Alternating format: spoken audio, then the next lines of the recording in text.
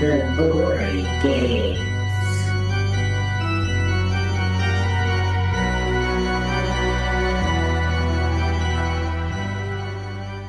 Welcome back to the Gory Gaze, the horror podcast where two horror fans slash up and bleed out your favorite And not so favorite. horror movies. What? Why are you doing those expressions? Oh, I don't know. Sorry, I'm playing chapstick so I don't get the smack while I'm talking. I'm Alex. Yay. I'm back. I'm Alex. I'm Stanley. Hi, Stanley. Yo. What's up? Nothing. What do you mean? Nothing. I'm just drinking coffee real late at night. I know. That I was my know. cup of joe. I know, but I took it from you because you weren't drinking it because you said it tasted like water. It did. I told you I want a nice warm cup of coffee with sugar and milk, like just basic. Wait, so I'm confused. So do you just not like... you like iced coffee, Yeah, but I wanted it hot. but are you saying that my iced coffee Hot. tastes like water? Well, no, it just wasn't the taste that I wanted in my mouth, and it just tasted like water because it wasn't the taste that I wanted in my mouth. There wasn't enough sugar in it. No. Whatever. Anyways, Who needs coffee and sugar? who needs coffee this late at night? We're going to be up all night now. Yep, Ugh, that's the plan. Well, tomorrow's day off. tomorrow is a day off. This is true. And that's okay because I thought that we had like all these things to do tomorrow, but we don't. There was like a vet appointment, but I canceled that already. In my head, I didn't cancel it with them. I should have called them. They'll learn about it in the morning. Well, when we don't show up. Yeah, they'll be like, well, Well, I've been like hemming and hawing about this whole vet thing, like with the Optimum Wellness Plan with Gypsy and Olivia. I mean, I've told you about it, but I guess I have not told the listeners. This is literally not important. what do you mean? This is what the podcast is about. Let's learn more about dogs. No, it's stupid. It's I don't cute. know. What yeah, I guess you guys let us know. Do you have plans for your dogs? Do you have any insurance plans that you might recommend? Because we have the Optimum Wellness Plan for 2 out of 3 of the dogs that we have in our house. I guess that's where I was going with And that. they enjoy horror movies just as Yeah. well as we do. They do. So let Gypsy and Olivia and Sheriff know. And that's correct. It's Sheriff. Oh my God. What have we been up to? Okay, what have we been up to other What than have we just been up toiling to? around with what are we doing? Yeah, what have we been up to? I got a hand tattoo. You did. I did. What does and it say? It says bitch. No, I'm Oh. kidding. It says Gypsy. Gypsy has been hounding me, as you know, dogs tend to do, to get a tattoo of her in some form or another. And I've been toying with the idea of getting a hand tattoo for quite a while now. I just wasn't sure what to get, so So he went for the prison stamp, Eric. I went for the prison stamp. I already have the tramp stamp. You feel me? So why not go for the hand tramp stamp, or what did you call it? The prison Oh, stamp. the prison stamp. Is that what a hand stamp is called? I just made that up right now. Well, you did good. It probably does exist somewhere out there. Making me feel like a lady over here. Hey, you're the one that threw the word tramp out. Well, I mean that's what you call the back tattoo, Yeah. isn't it? No. Oh yeah. I think it that's what is, you yeah. call the back tattoo. Usually it's like a pretty little butterfly or something like It's not that. pretty. It's never pretty. Or like the star. The lopsided butterfly. It's always. Something like that. Yeah. But I have my last name Yeah, conveniently. because that's where he can't see it. Yeah. I don't want anyone to forget what my last name is. Just in case you ever find my dead body, wow. I'll be easy to identify. We're gonna delete this. Like, never mind. What? I want nobody to forget. Forget it. Never mind. No, the dead body part is the. Oh my Yeah, gosh. because you're gonna be found stomach down. The dead girl. Oh, you know what? This is a good leadway into the movies we've been Clean watching. that up. We watch the shut up. We watch. That's how he talks to me. No. It's on record. Yes. Keep talking. You know what? I'm gonna leave that in there just to prove a Do point. it. Yeah, you better apply that chapstick. I am. Apply it. Chapstick by Skull Lily Boutique. It sure is, and it's really good. I keep on applying it over and over. It's so good. What is It's that the flavor? peppermint cocoa. Oh, Yeah. peppermint cocoa. Cocoa. Oh, everybody. That's the only one that's lingering around. The other one's put away. Oh, where is it? Probably in my bag somewhere. Oh, they're so good. Everybody go check out Scololi Boutique. That's our friend Monica who makes a whole bunch of apothecary type of goodies. Is that the word? Uh-huh. Apothecary? You got it. No, I wasn't sure.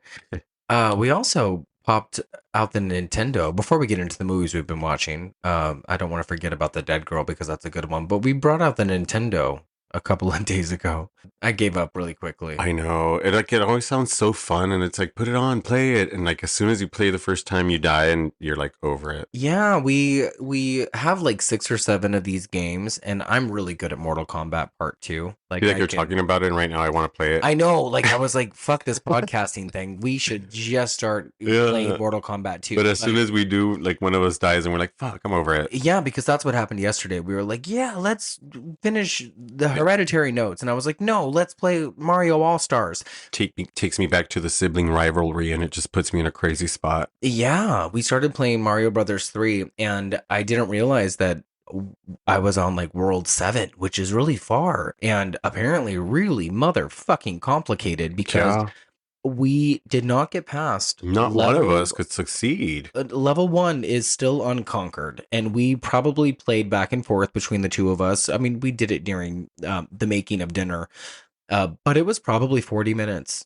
And every 37 seconds, you would hear me in the living room going, fuck, fuck me, motherfucker. And then Alex would do the same thing. Like we did not get very far. So needless to say, I don't know when we're going to play the Nintendo again. It's there though. It looks really nice. It's one of those retro ones that has like a Sega cartridge it's there. And a regular Nintendo cartridge. But I know that I have Dracula.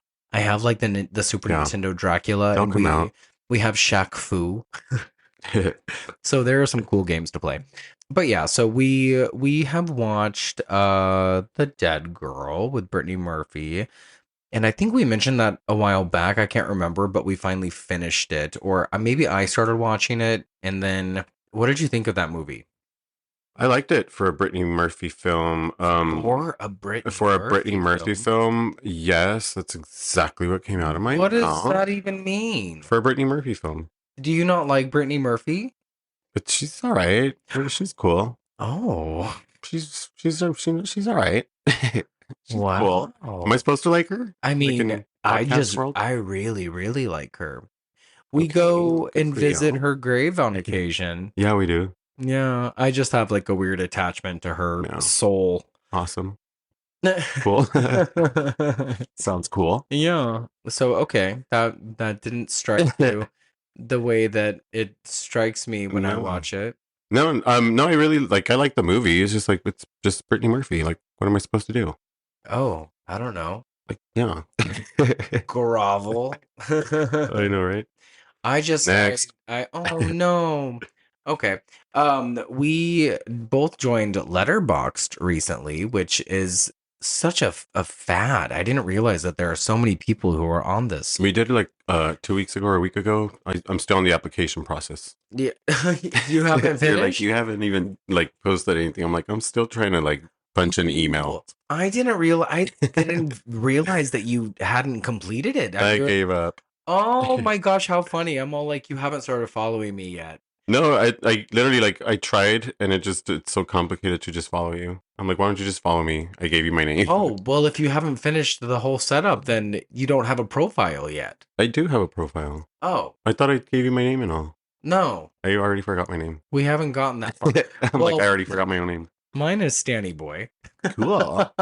What was mine anyways? Oh, I'm here for the movie 81. Oh, that's right. Yeah. See, you have a profile. You finished the setup. What are you talking about? I gave you the name. That's why I was like, I did that. What the fuck am I talking about? Okay, so follow. I was just finding you. It's so funny. I have like one follower and I think it's Scotty. Hey. Yeah, you haven't followed me. Follow me right now. I'm actually going to do it right now. You must. Everybody follow Alex. His is, what is it? Here for the movie 81. Here for the movies or movie? Here for the movies, yeah. Okay, so here for the movies 81. We think. And mine is Stanny Boy. And you know what? Hold on. Alex, can you... Are you going to correct yours? No. Can you hand me my phone? I just want to open it because I don't remember what we watched or what we've watched lately because now that we have this, I have been logging everything compulsively like a psychopath. Yeah, see, it's here for the movie. Here, number 4, the movie 81. Oh, see, I'm glad you looked because I want people to actually follow us on this thing. Follow me. Yeah, so follow Alex, guys. Follow me. Mine is just Stanny Boy, STANNYBOY. Since we have signed up for this, I mean, I've been logging the movies we've watching. I don't know if you have, but I mean, we've watched Event Horizon. We've watched Leatherface, The Texas Chainsaw Massacre 3. We started watching that show Made, and that was your idea. And Mm-hmm. that show is fucking stressful, dude. I mean, that we started watching it because it's. I'm over here like enjoying the whole thing. Woohoo, what a ride! And And like, I look over to you and you're just like traumatized as fuck. You're like, I know these people. no, I can't like get through an episode without having a nervous fucking breakdown. God damn. And she's It's so so good. good. No. It's so fucking good. It's a really hard show to watch though. And like Mhm. Andy McDowell Oh as my gosh, she is just my the mom. favorite. Yeah, it's really a good show. I'm telling you, we watched that episode. I don't know if you guys are watching it or not, but there's an episode where she goes missing for the day, and it just makes it sinks. Like I felt like fucking hollow inside. I felt like, where is she, dude? Like I need her in my life. Like I felt so fucking like they need to find her right Oh, now. where Andy McDowell goes missing? Yeah. Well, Yeah. and it turns out she's missing for a while. Yeah, Like throughout she the whole goes fucking missing- episode. Oh yeah, so it's like she's missing for like weeks. Ugh, yeah. Oh, it's a good one. It's a good show, and I love it that it's a real mother-daughter combination. Mhm. So Andy McDowell's daughter, Margaret Qualley or Qualley, I'm not sure how to say her last name, but she is the star of the show, and it's just really good casting. It's And good. And they don't like their energy or the way that they act with each other doesn't really necessarily let you know that they're mom and daughter. They do it so well. Yeah, I had no idea until you literally told me that. And I didn't know either. I had Really? no fucking clue until I looked it up. So, because to me, they don't look alike. No, not at all. But the chemistry is it's unreal. They wear the same hairdo though. Yeah. Now that I think about it, I'm like, wait. They do have similar features. Yeah. They do. What else have we watched? We watched Young Adult with Charlie's, Oh yeah. where she's that. I love that movie. It was so fucking good. I laughed the entire time, dude. That movie was so fucking good. Yeah, that's a dark. I really comedy. liked her there, like a lot. It's Like just, I don't know why. Like I really liked Charlize Theron in that fucking movie. and she also, I always have to point it out that her family name is my last name, Jacobus. So we're probably related in some Hey, Transnap. weird Oh, way. Okay. Speaking of which, Charlie's girl, find your brother. It's a good performance. I think that that's a really underrated Charlie's performance. So everybody, if you haven't seen Young Adult, I know we're not like talking a bunch of horror right now, but these are just things that we've come across randomly. And you know what? Sometimes you need a break. Yeah. You know? Well, it's lovely to do that. I mean, we do the horror movie for the podcast, and then we do like off movies, like Yeah. you know. You're allowed, everyone's allowed to watch 13 Hell going yeah. on fucking 30, which What you think? was Alex's recommendation. And you know what? Forever, I've been telling you, you gotta watch this fucking movie. I gave it a The 3. Wizard of Oz. Oh, what is it? I gave it a 3 out of 5. The Wizard of Oz. No, Oz. You're like, Oh, I'm never gonna watch no. that fucking movie again. We're never going to talk about Oz the Great and Powerful again because it is far from. We're talking about it again. Okay, never mind. Go back to yeah. Oh, 13 13 going on 30. Oh, Alex. It was good. It was good. It was such a lighthearted. It was not what I expected. Like I've avoided this movie just like I've avoided that show The Bear. Like for the longest time. And I mean 13 going on 30 is like its own entity. But what did you say? How funny that Jennifer Garner works for Pose magazine or that one magazine, and the cover is Jennifer Lopez.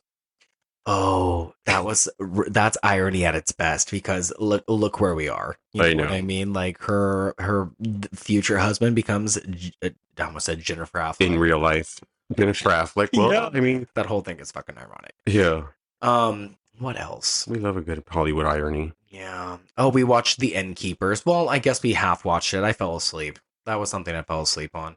Which one was that one again? It was the Ty West movie about the two people who were in the hotel. It's about to close down. It's the Oh, yeah. I don't know if you finished it or not. I fell Yeah, I asleep. did.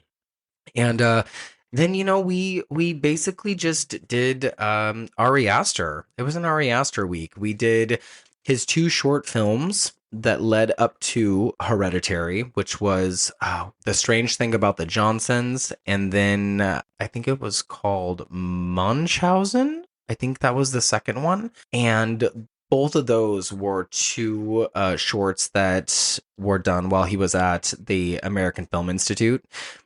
And then we watched Midsummer. And Midsummer is something that we watched yesterday. Both of the shorts were Pretty damn long.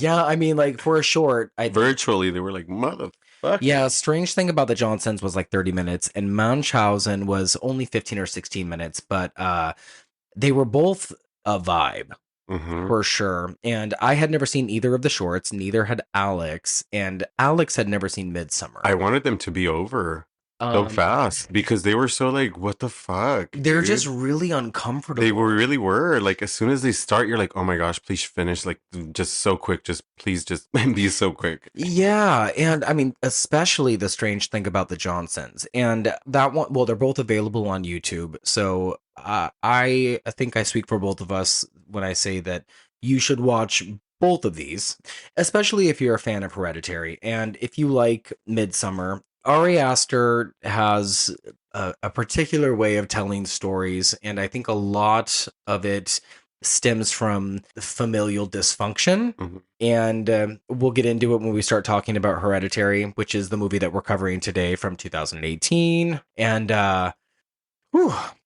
it's just a heavy movie. This is probably one of the better rated movies that we've chosen to do on this podcast. And this isn't a movie that we chose to do. This is it chose us. Yeah, this is Lonnie's board pick, so we're clear. And I mean, goddamn. And yeah, this is the board's first time. Yeah, and so this was the first time we've got to use the board and implement it, which was a lot of fun. And what is your relationship with Hereditary? I guess that's a good place to start before we get into like my relationship with Hereditary. Yeah, had you seen it before? Never. This was the first time watch? This is my first time watch. I didn't know that. Nope. And had it not been picked from the board, I really would have never watched it yet. I didn't know. For some reason, when we watched this, I didn't know that this was a first time watch for you. No, like paid attention, like first time watch, like really watched the movie. Yeah, it was talked about watching it. I've never like really fully watched it. Oh, that's so funny because I went into this thinking that you had at least seen it once. I thought it was one of those scenarios. No, I think I would have freaking loved it then as much as I think I love it right now, this very moment in life. Yeah, so you liked it. I'm in love with this film right now. It's safe to say it's a good movie. I can watch it like right now again. It's one of those movies where every time you watch it, you find something new.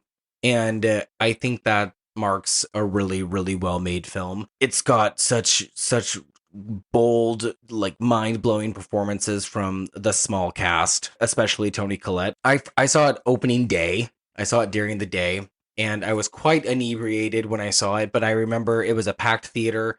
I didn't know much about it except from the trailer, and A24, the distributor, is very notorious for marketing movies not appropriately. You know what I mean? So it was marketing Hereditary as like the next Exorcist, as the next like scariest movie ever. But it had just done that with The Witch a couple of years ago. And The Witch, a movie that I think is very scary in its own right, but for different reasons, for reasons that a lot of people wouldn't think that it's scary for. So I remember going into it thinking one thing and then leaving thinking, well, wow, I'm really glad that it was marketed correctly, because it was marketed as a very scary movie, and I was very scared a good majority of the time, and I left with that kind of imprint on me. See, and it's funny because I don't think it's scary. Like, it doesn't scare me. Like, I think putting it against The Exorcist, I think The Exorcist still scares me.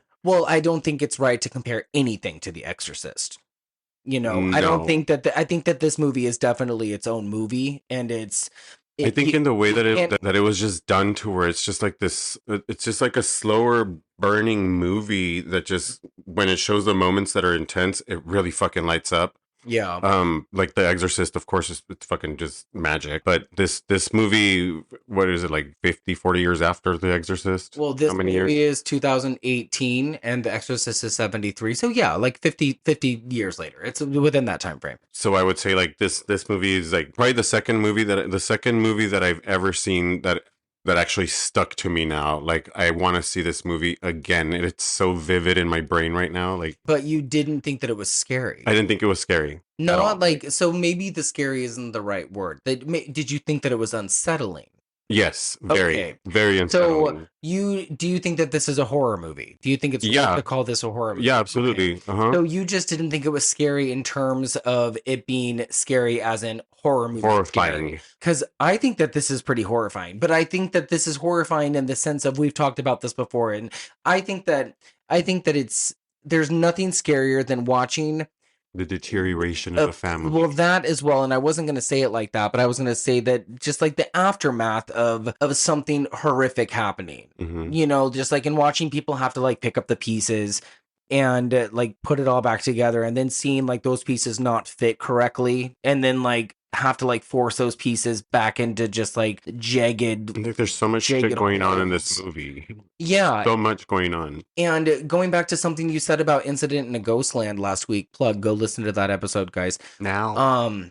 This fits into so many different categories. Like, this fits into like psychological, it fits into occult, it fits into supernatural, it fits into so many different categories of horror. And there's so many different aspects of like the mind that it taps into, and it's so interesting. And the aesthetic of it is also really, really interesting, the way that they film it. And I don't know, like up until then, I had never seen anything like it. And I remember leaving the theater just really thinking like, oh my gosh, like I wonder if that's a movie that I could sit through again. And it's not because it's like so like gory and so like outrageous that I could never just watch it again, you know, because we've all seen worse. Was it the impact of what the family goes through that it's Well, like, why would you want to watch somebody go through that again? Yeah, it's just like, you know, like I love 6 Feet Under so much. It's one of my favorite shows in the world. And I end up watching 6 Feet Under a lot more than I've seen any other show ever. And I can't really tell you why, because I don't know.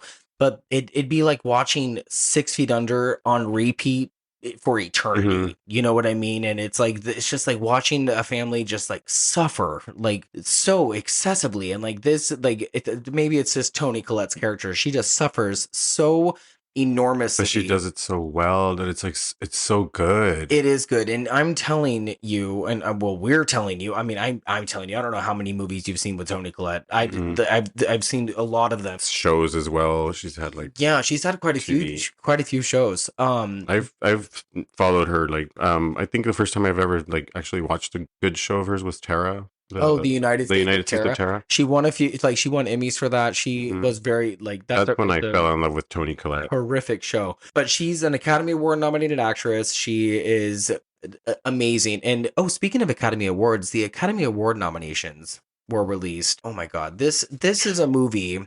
Hereditary is a movie that was completely snubbed by the Academy Awards. Toni Collette should have been nominated for an Oscar for this movie, because this is unlike anything you have seen Toni Collette do before or after. And I don't know if you're ever going to see Toni Collette do anything like this again. I don't think so, but she was very excited about the project. Yeah, she had nothing but good things to say about it. And it's so funny watching her do what she does on screen in this film, which is an array of like insane things. It's and like then every single reason. Yeah, it's like every single reason as why you love Toni Collette is delivered in this movie. It's like she has all of her best hits come out in this movie. Yeah, she really goes like fucking full throttle. And it's weird because sometimes you don't picture actresses doing the mom thing, and then you don't picture certain actresses doing like the crazy thing, you know, or doing like the horror thing. And she gets to do all of this in one movie. And that's why we watched The Dead Girl. I remember now. She's in the opening of that film. And that's why I suggested we watch it, because she is in the opening of that. And that's like an ensemble cast. She makes like such a weird, I guess impact is the right word for that too, because she's in the opening with Piper Laurie and Giovanni Ribisi, and everybody resonates very, very well in that movie, but she imprint, I suppose. And she carries this whole film. Like, this too is an ensemble piece, but she really, really carries this whole movie. Yeah. Whew. It's okay. You're doing fine. Talking about Toni Collette. I know. I love Toni Collette so much. I think the first thing I saw her in was The Sixth Sense. And that was in 99. What did she play there? She was the mom. Oh, Oh my God, that movie turns 25 this year. well, there you go. Yeah, Did that movie scare you? that scared the shit out of me. Which But part? I was a kid. They did really good with the marketing too. So that movie scared me because anything involving ghosts, like, and I think that's where this movie gets me as well, because when they like start bringing like the witchcraft shit into it, like Mhm. the conjuring of the spirits and shit, Yeah. like that stuff really spooks me out. That's funny. But yeah, Toni Collette was definitely robbed at any sort of award ceremony that year, like a big award ceremony. I mean, like it got nominated for some stuff. But goddamn, she has work. Who? Toni Toni Collette? Collette. Oh, yeah. she's been in everything. Oh my Mhm. God. She won Best Actress at the Fangoria Chainsaw Awards. It won Best Director. It won Best Supporting Actor for Alex Wolff. It won Best Screenplay and Best Kill. We'll get to the Best Kill. Oh, Collette also won Best Actress at the St. Louis Gateway Film Critics Association, Gotham Awards, Critics' Choice Movie Awards, Chicago Films Critics Association Awards. I mean, to like not even get a Golden Globe nomination out of this. Does she need it? I mean, you know, her maybe not, but like the horror universe, Yeah. yes, like the horror universe is like so supremely notoriously snubbed on like a yearly, decade, universal basis. You know, like there's movies like Misery and there's movies like Silence of the Lambs that of course have won Best Actress or Best Picture respectively, and of course like well deserved. But then there are movies like this. You know, Yeah. there are movies like The Witch. There are movies like Us. And I know that Lupita Nyong'o got nominated for like a SAG award for Us, and that was well deserved. There are movies that deserve recognition that don't get the recognition they deserve, and it's because they're labeled a horror movie. But if this movie was just a psychological thriller, you know, it would have been a lot different. Yeah. I guess we could slide right into The people under the stairs. Well, the movie Hereditary, both directed and written by Ari Aster. I can say Ari Aster. I think it's Ari. Ari Aster. We have Toni Collette as Annie Graham, Alex Wolff as Peter Graham, Millie Shapiro as Charlie Graham. Fantastic performance. Gabriel Byrne as Steve Graham, and Ann Dowd as Joan. Millie Shapiro, though, she did an amazing job as Charlie, the little girl. And it's true because I paid attention to I did watch a little bit of the behind the scene just to see her, like how she, you know, like was created. And it's true. Like they really found her like for the role of Charlie. Like there was no acting involved. She did such a good fucking job. I didn't realize that she was like a Broadway performer and had like a special Tony Award given to her for her role as Matilda. Wow. Yeah, she originated the role of Matilda on Broadway, which I think is really cool. Yeah, this is an interesting film. Yeah, really. It's got some really interesting characters. And again, it's one of those movies where I had never seen anything like it before. And there's been some stuff that's come out since. You know, there's this movie called Relic that came out, and I got a lot of Hereditary vibes from that movie. And A24, again, has tried to emulate this movie time and time again, and just has not really done a fantastic job at it. But I do have the music by Colin Stetson. Oh my God, the music. I know, dude. The That final fucking, the music that they play for the final, the end of the movie, like that shit fucking just got me. The music is so good. Running time of 127, and then let me find you the numbers that I do have. And when it first, the budget for it was 10 million, and it boxed office 82.8 million. Oh my God. You know what? Yes, that made it A24's highest film ever at the time. That is a lot of fucking money. Yes. And then Everything Everywhere All at Once came out, and then that broke that record. So up until 2022, this movie was A24's highest grosses film. It made 44 million in the United States and Canada alone, and then 38 point something or 38.8 million in other countries. That's amazing. Good job. For IMDb, I do have a 7.3 out of 10. Unfair. 90% off Rotten Tomatoes. And let me see. I do have an audience score of 70%. Ugh.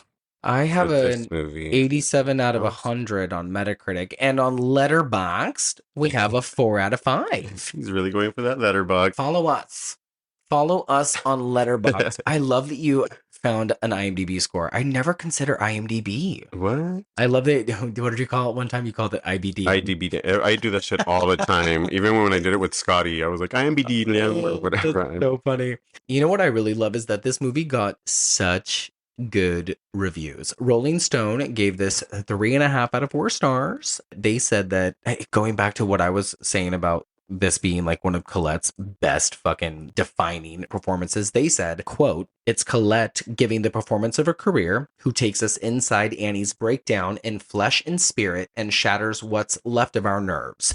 Her tour de force bristles with provocations that for sure will keep you up nights, but first you'll scream your bloody head off." And here is something that, compared to The Exorcist and Rosemary's Baby, the AV Club said, quote, "In its seriousness and hair-raising craftsmanship, Hereditary belongs to a proud genre lineage, a legacy that stretches back to the towering touchstones of American horror, unholy prestige classics like The Exorcist and Rosemary's Baby." That's an end quote, by the way. So that's the end of that. So they are putting it in the same family as movies like The Exorcist and Rosemary's Baby. Have you seen Rosemary's Baby? I don't remember it. I feel like that's a no thing because you would remember. Yeah. That's me asking if you've seen The Exorcist and you're like, absolutely. You would definitely know. Are you threatening me or are you asking me? You would know though, you know? Yeah. So this Jesus. do you think that this is worthy of being mentioned in the same? Absolutely, yes. I honestly don't think that there's ever been another movie like this comparable to The Exorcist. Like, and me even thinking that because I love The Exorcist and it's the only movie that there's no other movie that has actually broke that for me, and I think this one actually did that. Do you think that The Exorcist is scary? Yes, I do think The Exorcist is scary because I do believe that that can actually happen just as much as this one. The Exorcist is still as much as Hereditary is fictional, but the way that Ari does his storytelling through what he's experienced, with his bullshit, family bullshit on side.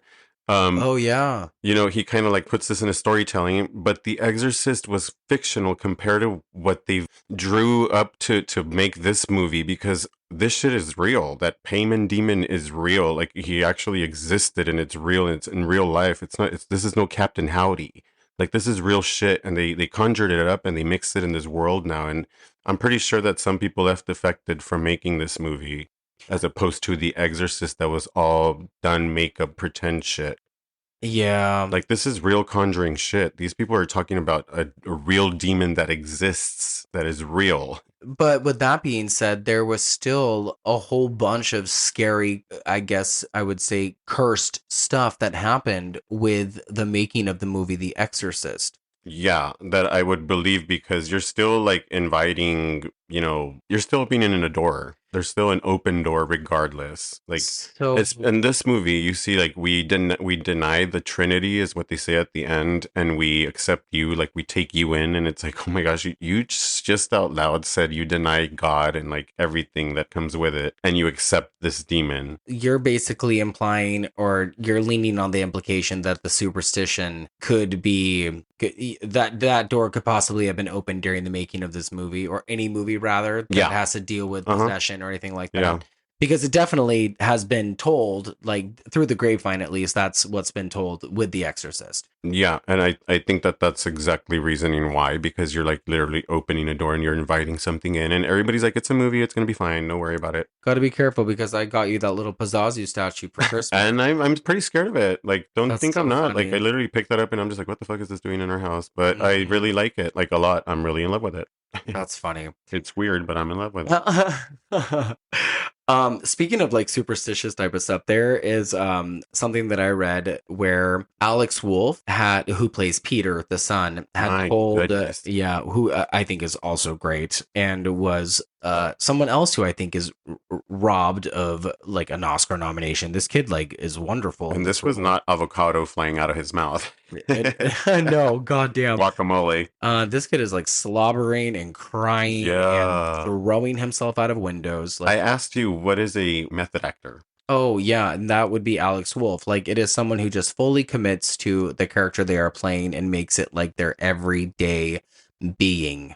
And Yeah. that was Alex Wolff in this part, according to the people making the movie. Like I he read was- somewhere in the scene that part where he freaks out at school and he like bangs his head on the desk that he really wanted to go for it and break his nose, but the director kindly suggested, no, let's not do that. Like, we'll just do enough and then that's it. Yeah, Like, he and was willing to go all the way out. there are actors that really, really get into it. I was telling you that Christian Bale Oh, yeah. lost a significant amount of weight for the movie The Machinist. Mhm. You know, Dustin Hoffman was, you know, there was a story about him staying awake for days and days on the set of Method Man or a Marathon Man, excuse me, and people having like real life sex and on Nymphomaniac, and there's a lot of weird stuff. Jeremy Strong on Succession, like he is definitely someone who Brian Cox has famously told him he needs to like chill out because he's going to burn out very quickly if he keeps doing it the way he does. But I mean, because it's acting, you know, like you need to just be able to act. Yeah. I You mean, know? really. And this kid did it really good. And he did. So like to each their own, like your craft is your craft. But there's like a rumor or an urban legend rather. You're not supposed to say the name Macbeth, which is when you're on stage, you can't say the name of the Scottish play. That's the name of Macbeth. While you're doing a play or while you're making a movie, I guess, or while you're performing a stage play. And this is very common in the theater world. You're not supposed to do it because it's bad luck and something bad will usually happen. And I can attest to this because my junior year, I was in a production of Cinderella while I was in high school. And Ashley Lambert, my very best friend of the whole world, she was part of the tech team. She and I were in some weird, silly fight. And she said Macbeth with one of her tech friends and cursed the entire production that night. Like everything that possibly could have gone wrong went wrong. One of the stepsisters' shoes broke, like one of the dancers like fell over in one of the dances, like one of the stairs broke during one of the scenes, like everything like fucking went wrong. Like Cinderella's voice went out. What if this play was already a disaster to begin with? And then you guys are like, thanks a lot, Ashley. I mean, that's very possible because we were children. So from where we stood, it was blame it on Ashley. It was definitely a curse. But I guess Alex Wolff had told the director, you know, the same thing. You can't say that name out loud. Ari Aster smugly announced the name, and then one of the lights burst during the shooting of the following scene. Yeah, so I thought that was fucking kind of Paimon. That's not fucking Macbeth. I know. I'm glad that you know about Paimon because I didn't do any research on any of that. So when the time comes, you'll be the one. Let me at him to tell us about Paimon. So yeah, I guess this is probably a good time to start talking a little bit about Hereditary. Oh, we're not done? We're not done? Oh yeah, that's it, guys. The entire time. Yeah, an hour later, and we're finally going to start talking about the fucking movie. This bitch. I know. This is just, I guess I'm just excited to talk about tramp this. stamps and Golden Globes? I know, huh? It's award season. No, award season is big for me, y'all. You don't even know what you're in for. Oh, you know what? We should also say real quick, you're listening to us on a Thursday. We're back to Thursdays now. Oh, yeah. Holidays are over. Yeah, we had only gone back to Mondays, really, because we wanted our episodes to coincide for Christmas and New Year's Day. The way they fell, for release. Yeah, and we wanted a Christmas episode and a New Year's Day episode to land on both of those days, not really realizing that nobody was really going to listen to podcast episodes on Christmas Day or New Year's Day. Like, it's okay. Everybody got gadgets and stuff. They'll start listening late. Lesson learned. Also, our schedules were a little bit different during the holidays, and now our schedules are back to what they regular or back to your regular scheduled program. Yeah, thank you. I remember when I used to watch The Goonies on TV when I was a kid, and it would always go to commercial break, and there would always be a guy, and it would be an orange screen, and it would like have white letters, and it would say, we'll be back after the following messages. Back after these short commercials. Yeah. Anyway, let's start talking about Hereditary, because we're never going to start talking about it if we don't. Okay, so the H actually means, I'm kidding, here I go with my facts. Oh, I was like, what does it mean? H is for, what did you find? Is for hell. Yeah. H is for hell. E is for evil. Evil, wow, sure. All right, guys. Hereditary goes like this.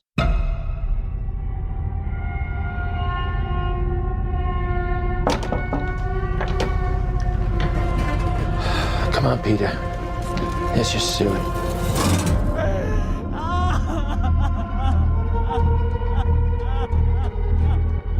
It's heartening to see so many strange new faces here today.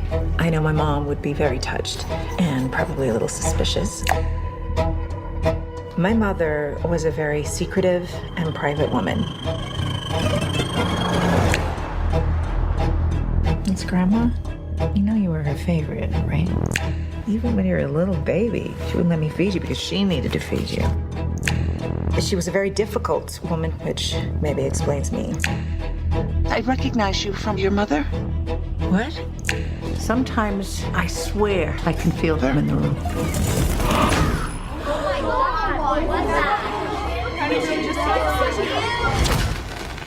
She isn't gone.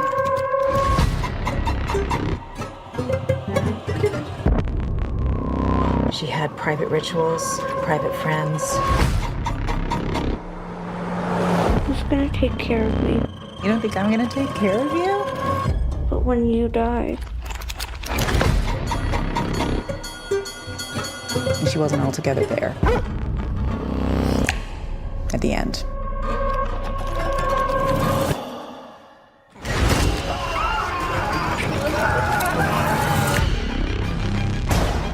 I don't like this. Dad, I don't like this. What's happening? Peter!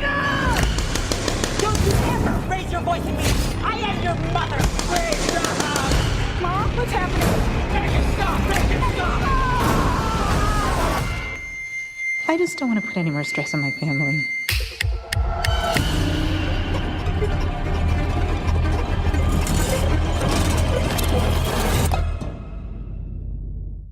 We open. Oh my god.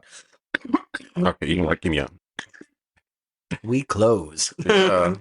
We open on an obituary for Ellen Taper Lee, 78 years old, who has passed away from a prolonged illness at her daughter Annie's house on April the 3rd, Amanda Bynes' birthday.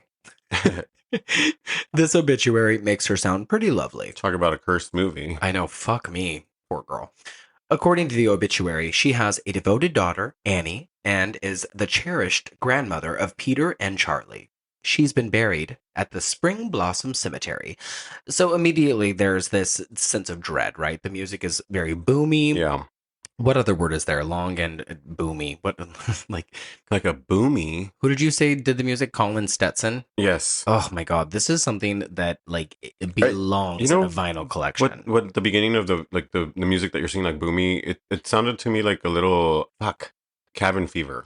Oh, very good. Yeah. Angelo, God, what the hell is that guy's last name? It puts you in that place where it's just like, fuck, it just felt like heartbeats. Yeah, they're like I said at the very beginning of this episode, like Ari Aster, like there's a vibe, and I didn't know until his shorts, you know. So if you watch his shit in order with The Strange Things About the Johnson, Munchausen, and then this, and then Midsummer, and then we haven't done Beau is Afraid, but we're gonna get there. I just know that it's like fucking 10 years long. If you watch these movies in sequence, like, damn, dude. Like there's like something really, really insane happening here. It's like one of those, you have to envy the talent. Like the brain of this person. 100%. How the fuck do you come up with shit like this? And it's so fucking perfectly told. The editing of this movie was like, I heard that he already had edited the movie before he even made the movie. He already had the editing done in his head. Who did he say that to? I think he said it to Toni Collette, right? Uh-huh. Yeah. And it's just insane. Like you see the treehouse immediately. We zoom out from a window and you hear flies, and the flies is like an ongoing thing that it's like the sound design is also really fucking spectacular.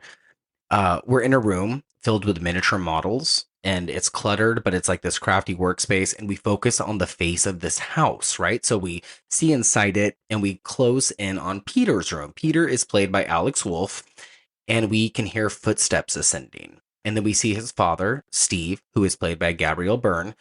And is it Gabriel or Gabriel? It's Gabriel. I would say that's Gabriel. How you say the name, right? Gabriel. Yeah. It's Gabriel. Or Gabriel is a girl. Gabriel. And yeah, okay.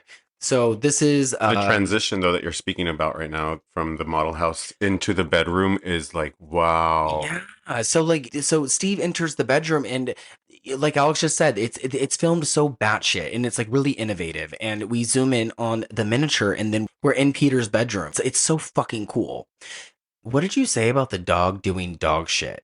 You had said while we were watching, you were like, 'cause there's the dad dog. the dad walks in, and I'm like, I fucking love the dog is literally doing dog shit. Like, he's just like, he's doing his job. You can see it, but he's just doing dog shit. Like, he just follows the dad. It's so funny because And he he like looks stays. up at him, and then he just like looks down, and the dad walks out, and there goes the dog right behind him, and then the dad stops, and the dog stops. It's like, it reminds me so much of these dogs, like, you know, just being at your feet like all You the time. guys, Alex says the funniest things when we're watching movies. Like, I need to make like, look, I know we've only done like 18 episodes or so. Like, this is episode 18, right? Yeah, it Yeah. is. But in each episode, Alex says Dog something doing dog stuff. that is like, just such gold. Like, and maybe it's only when we're watching the movies, but last episode, like, we're talking about like this horrific situation with like one of the two sisters and this like terrible situation. And what did you say? You were like, well, at least she has a phone. Well, she has a phone, so she's she calls a sister, and she's like all manic because she's locked up in the basement. She locks herself up in the basement, and I was like, throws this tantrum. This is so sad and awful. And he was like, well, she has a phone. She has So a she's phone. fine. She could literally go through her Instagram, whatever she wants. There's the dog doing dog shit. doing his job, getting paid. It's beautiful to watch the dog do the work. Oh my! This one dog that was only there to just howl at it or growl at the demon. It's so good. Annie is already in the car, and Annie is Toni Collette. Charlie is sleeping in the treehouse. Charlie is the preteen daughter. So let's explain the dynamic. So we have Charlie, who is the Why is youngest. Tony in the car? Oh, Tony is in the car because we are on the way to the funeral of the mom, okay. Ellen, right? That's Tony plays the mother, Yeah, Tony is the mom. and the husband. You And said the husband is Steve, Gabriel Byrne. And then we have Peter, who is played by Alex Wolff, who is the stoner teenage son. And then we have the preteen Charlie. And so Charlie is, it's safe to say Charlie is weird. Like, aside from the way that she is look, which I believe is makeup, right? Yes. Okay. Blotchy makeup. Yeah. Okay, yeah. She's an interesting looking character. She's not very well kept. She's just got a strange look to her. She's peculiar. Yeah. She looks like the baby Michael Myers in Rob Zombie's film. She reminds me of Michael Myers. Yeah, you're right. She does. She's got that. She like these kids just look dirty. Like Peter also doesn't seem to look like he Like, has put her on the taken a back shower. for trick or treat. You always I'm want to sorry, put these okay. kids on the short bus from trick or treat. You are terrible. That's another one of my cute things I say, right? There's a dog doing dog shit. We're gonna say it's cute. Just like Charlie, who is a tongue clicker. Yeah, but I actually love this kid, so it's nothing to do with the actual actress. Like, she's amazing. What she did was fucking amazing and showed up at this film. And I'm telling you, the way they casted this particular character for Charlie is like, she didn't even act.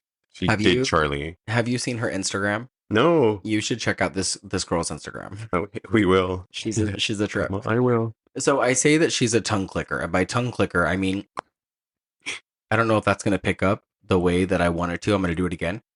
But yeah. Anyway, she's a tongue clicker and she's an artist. So she draws weird pictures at weird times, like at the funeral. So there's a weirdo staring at Charlie while she's looking at grandma's corpse.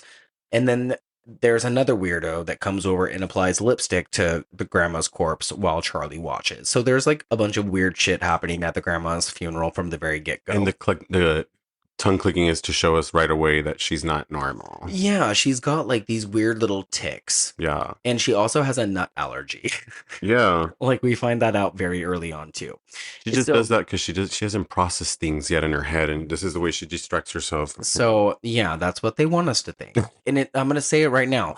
It's one of those movies, like all movies, you should really pay attention. You really should. This is a movie from frame 1 till the very motherfucking end. Y'all, wake up, have a fucking cup of coffee. Sit at the edge of your seat right in front of the TV because you need to pay attention. And pay attention, exactly.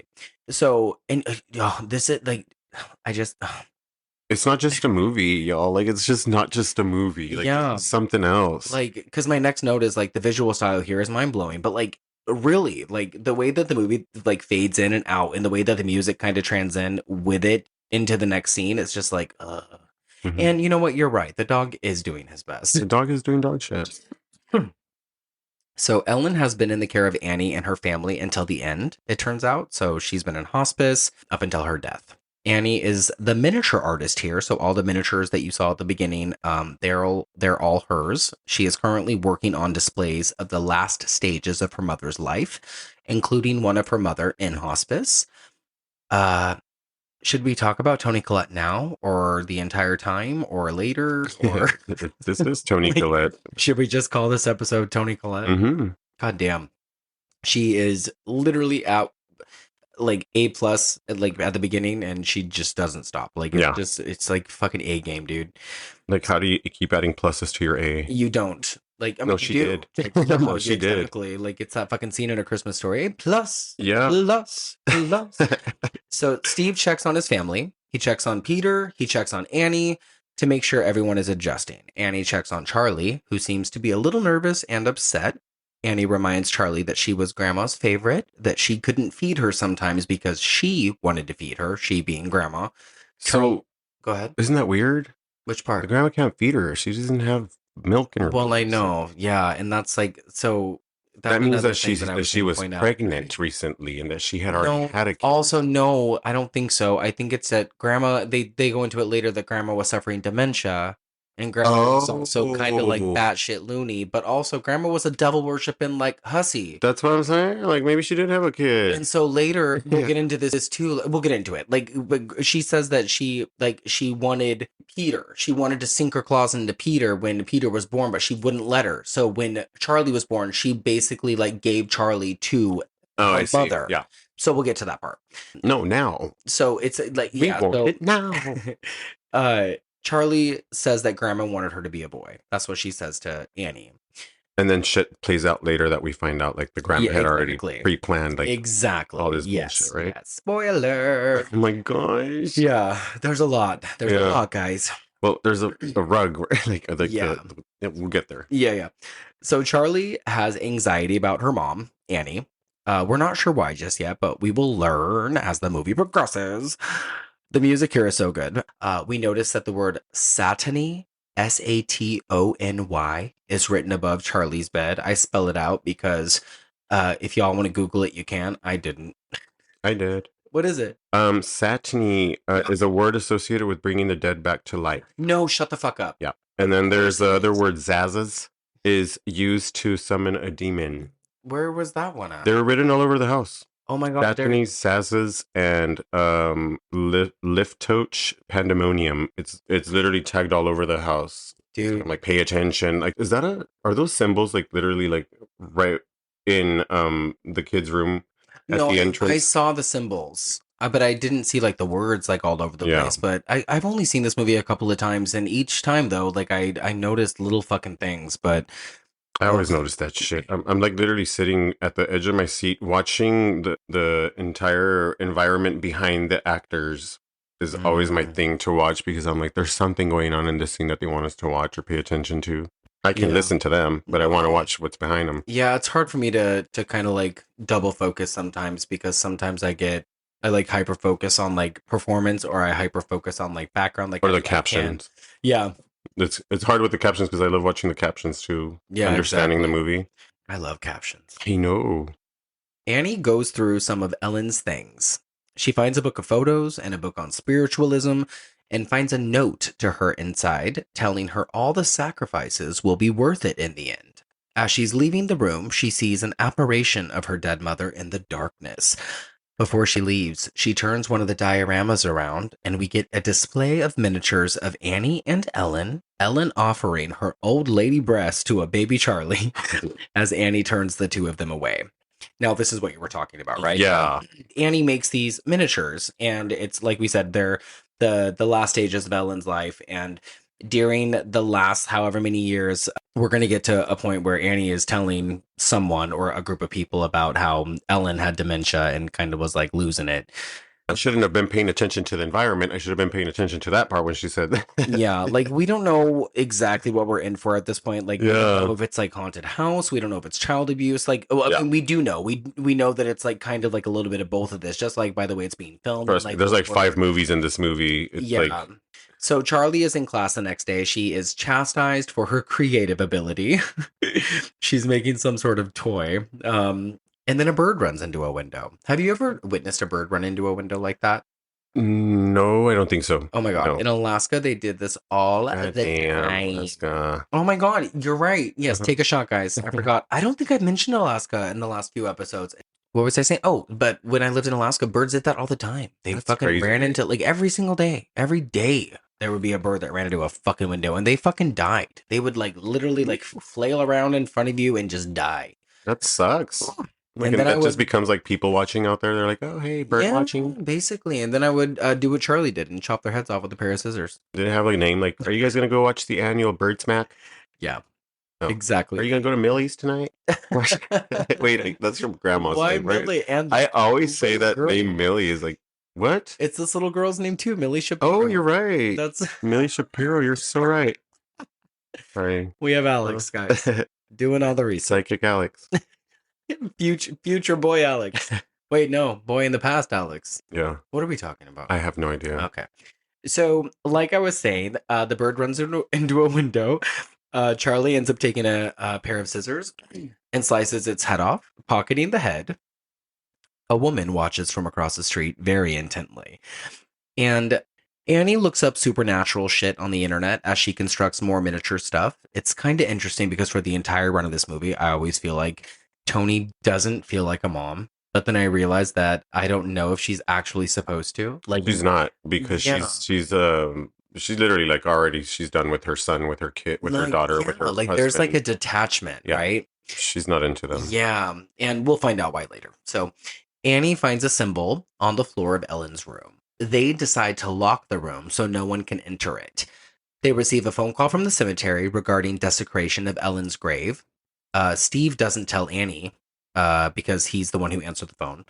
It's been a week at this point. I don't know if that's important or not, but I'm just pointing it out.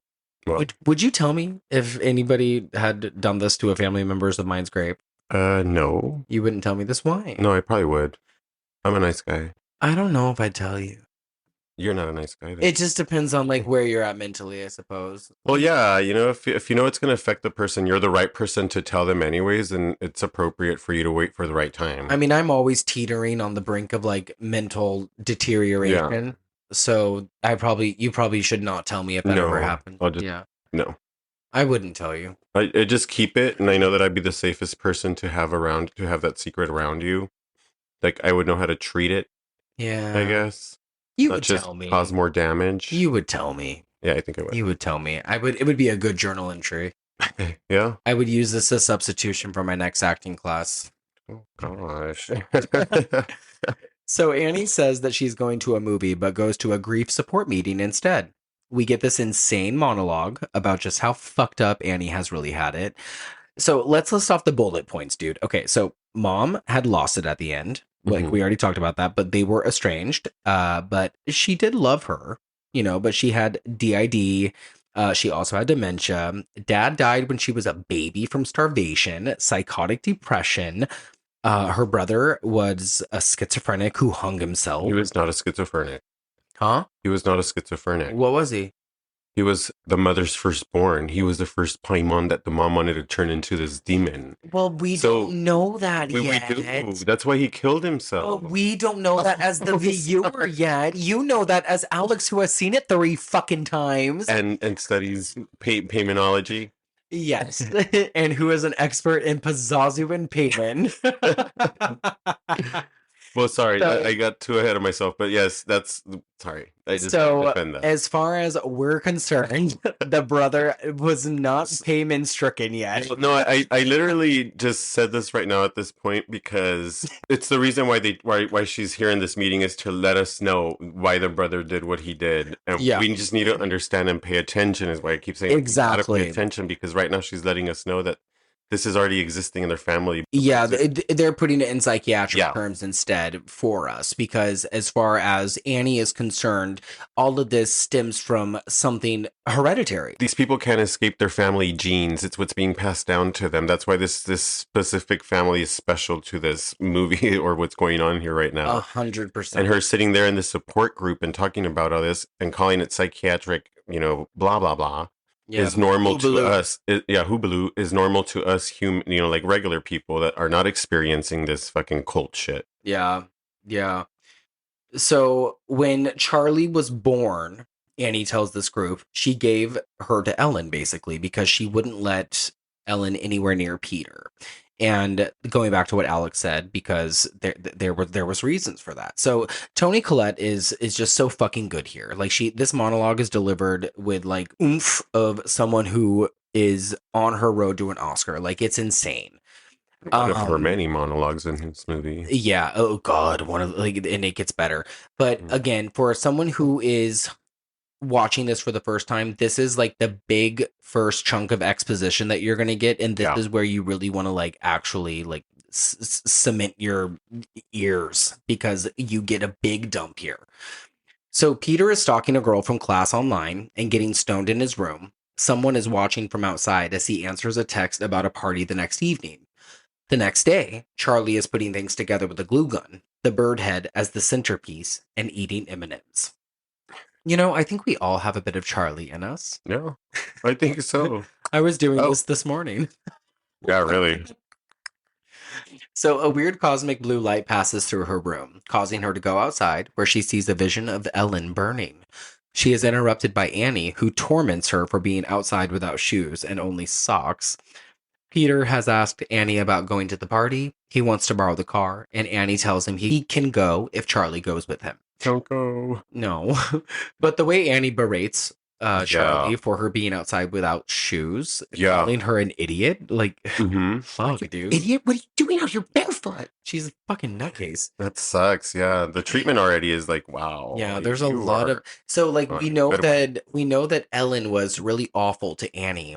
And then we see Annie treat Charlie a particular way, but then we also see earlier Annie treat Charlie like a decent way. So there's a lot of like really weird like bipolar type of shit between Annie and Charlie, and also between Annie and Peter. And again, we're gonna learn like more of like the crazy ass dynamic of why she is the way she is with them later, and it's fucked up. As if we didn't hear enough during that meeting. Yeah, like, because she left a lot out during that fucking grief support meeting. Homegirl is not Mother of the Year.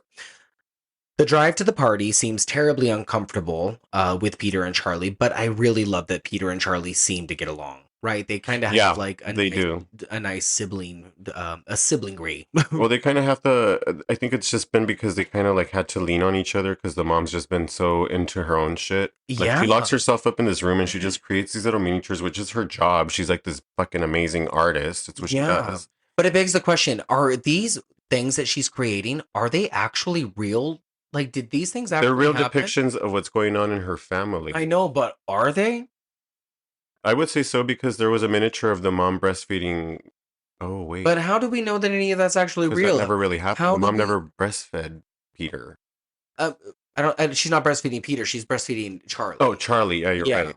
And but like, I just don't know. I don't know if like we are supposed to be trusting Annie's mental stability. Oh, yeah. I don't think so. Stability. Yeah. Stability. Luxury. You know what I mean? Everybody go watch Titanic. Just turn this movie off. Satanic Titanic. This movie sucks. No, I'm just kidding. Wait, what was I saying? Can we talk about the Paimon symbol on the big pole that they drive by? Yeah. The eeriness of when they show us that symbol. It's just a dark desert. I noticed it the first time I watched it, but I was just like, oh, like, because again, the first time I watched it, who fucking knew where this movie was going? I had no clue what was happening the first time I watched this. And so again, like when we watched this together for your first time, I wish that I was doing more of my normal, like, oh, look back at you, like for your reactions, because and you didn't make much noise. Like you weren't like reacting or anything. Like, but again, I guess I wasn't paying much attention because I just thought you had fucking watched it.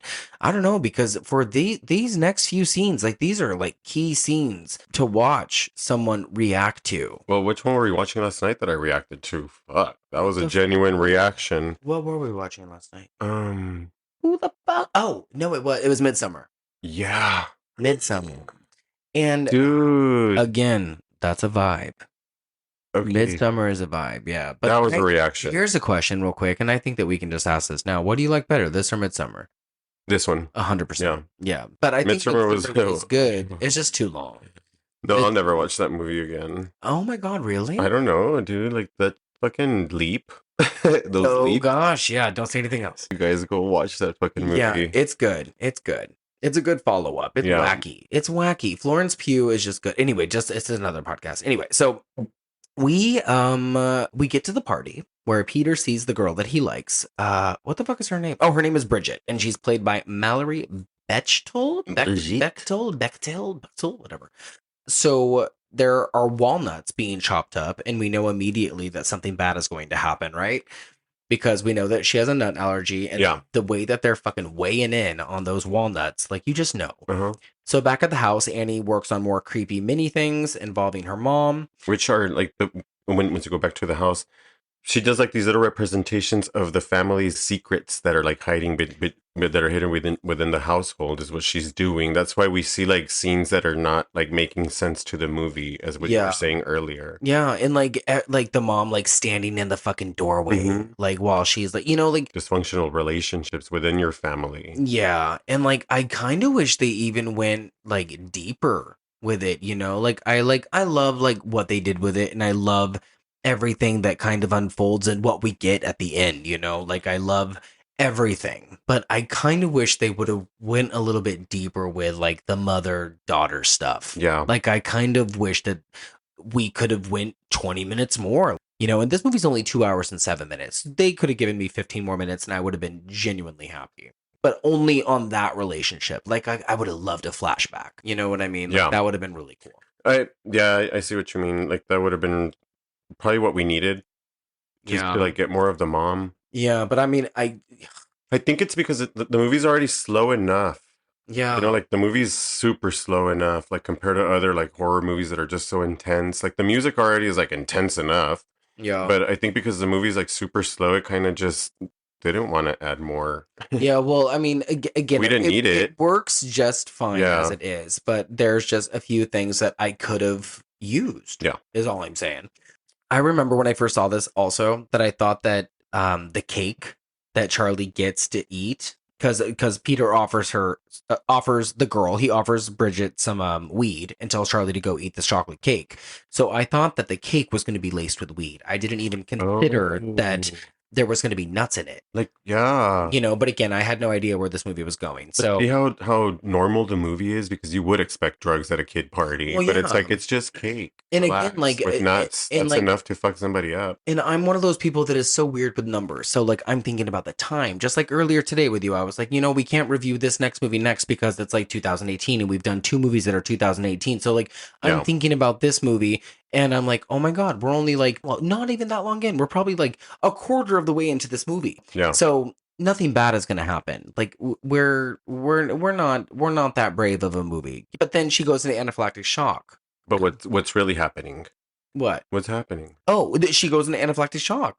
And then she goes to find Peter and he does like the good brother thing, which I'm so happy about. Like, 'cause he's all fucking high, but he still ditches the party and takes her to the car and starts to drive away. And then like, this is like where the movie like completely takes like a huge fucking left turn. For the non-skeptic. This is the birthing of Paimon is what's happening, and this is like her going into that shock and him like being that bubble in her throat is the birthing of Paimon in Charlie is what's happening. This is what's going to lead them to drive out to go into that pole to so that what happens next. So go on. What happens?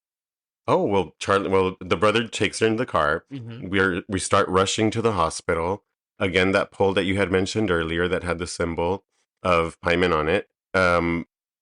He swerves to avoid, what is it, a deer or a bunny on the road? Oh, it's a deer. What's her name? Charlie is she can't breathe, so she's sticking her head out the window of the car. As she's doing that, he's driving intensely, trying to get to the damn hospital, and swerves, hits the pole, decapitates Charlie, and then the car just comes to a stop. Oh my gosh, this is like the most horrifying scene in the entire movie. It's the brother driving, the sister sticking her head out the damn window because she's trying to get air into her throat, and he just goes into the pole and decapitates the poor girl. I mean, that was really good, by the way. It really engraved itself into me because it was just so perfectly done. As like bad as the part is, I'm like, the movie honestly took a turn here, and this is when I said like there's like 5 movies in this fucking movie alone. I can't agree with you more. This is where the movie just it either stopped or it begun? Oh, but both, because But like both. it actually stops. Like everything stops. Like it What you goes- learned in the beginning is like chapter 1. Yeah, and I think that that's a very good way of putting it because it's told in different sets. Yeah, like, and I get quiet. goosebumps right now. Like, Yeah. literally chills all over my body. Like, And- I cannot control them. And And the performance here by Peter is, or from Alex Wolff rather, is like, I remember when I saw this in the theater, like nobody was breathing. Like it was just so, it No. was so quiet. And again, it was a packed theater. not even And- Charlie was Yeah, breathing. well, yeah. Oh, Ba-da-bum-bum-bum. And then, like, I remember just like I was holding my breath myself, and I just like remember just like staring up at the screen, and I was probably like in like the 5th row, and it was one of those like I was pretty close, and it was kind of obnoxious, but I was like captivated, and I couldn't take my eyes off of him. And then the way that he kind of like looks back, and then when he says, "You okay?" Yeah. Like because he knows, you know what I mean? Like he knows, there's no answer. and there is an answer. There's no, like, and he knows that there's no answer. Like- And the way that he's asking, the security of him asking, and like you're reassuring yourself too as the audience is like, you know, like, okay, he's asking her, so that means that it didn't happen. Yeah, but And like, you're trying to even- just convince yourself that it did not happen because his performance is fucking telling you that it did not happen. Yeah, and it's like even as like the actor and even as the character, like he's aware that like he has been like part of like a really fucking cruel trick. Like Ari Aster has played a cruel trick on us as the audience because Mhm. it's like the Psycho thing. Like they killed Marion Crane. You know what I mean? They Yeah. fucking killed the main character of the movie. And it's like we knew that Gage was gonna die in Pet Cemetery. You know what I mean? We know certain people are gonna die. We didn't know that Casey Becker was gonna die at the beginning to Scream. We don't know certain things. Like so when things like this are thrown at us, it's like a big punch in the fucking gut. Yeah. And It's this like, what's her was name dying? And then I know what you did last summer. who? Um, Oh, Sarah Michelle Gellar. Sarah Michelle- Which is funny because she doesn't die in the book. she doesn't die in the book. That character don't die in the book. We're not going to talk about the damn book. Her name is Helen Rivers in the book, not Isn't that her Helen sister's- the fucking Shivers. Isn't that her sister's name in the Who? movie? No, Helen? her name is her name is Helen. Sarah Michelle Gellar is Helen. Her Oh. sister is Elsa. Elsa. Open the That's door. the only way I remember that shit. Elsa. We should watch that. Yeah, it's a been good long movie. time. It's been a long time, baby. Okay, so yeah, pivotal scene in the movie. No, baby Jennifer Love Hewitt. I love J. I almost said J Lo, but that's J Love. Mhm. That was the first J Lo. Yeah. J Love. Her first album was called Let's Go Bang. Oh gosh. How do I do it? You, how do I actually like the way she's I saying. fucking love Jennifer Love Hewitt. Okay, What was okay, that back one to the song? Hereditary. Hold on, wait. Naked, something. Yeah, naked. Just can't Naked. take it and that. Somebody let her sing that song.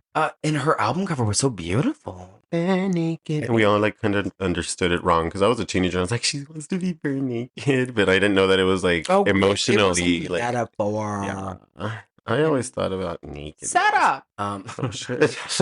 I say that because her name was Sarah on Party of All right, guys. Sorry. Okay, yeah. Sidetracking. So Peter goes home and goes to bed because that is what one does after they kill their sister in an auto accident. Well, the way that he pulls up into the house, even. Oh, this is masterful filmmaking. I've said it before in Guys, other movies, but this is like actual masterful filmmaking. So after he gets no answer from his sister Charlie, because she dead in the back seat. he just releases the fucking brake and the car just fucking slowly strolls out of scene.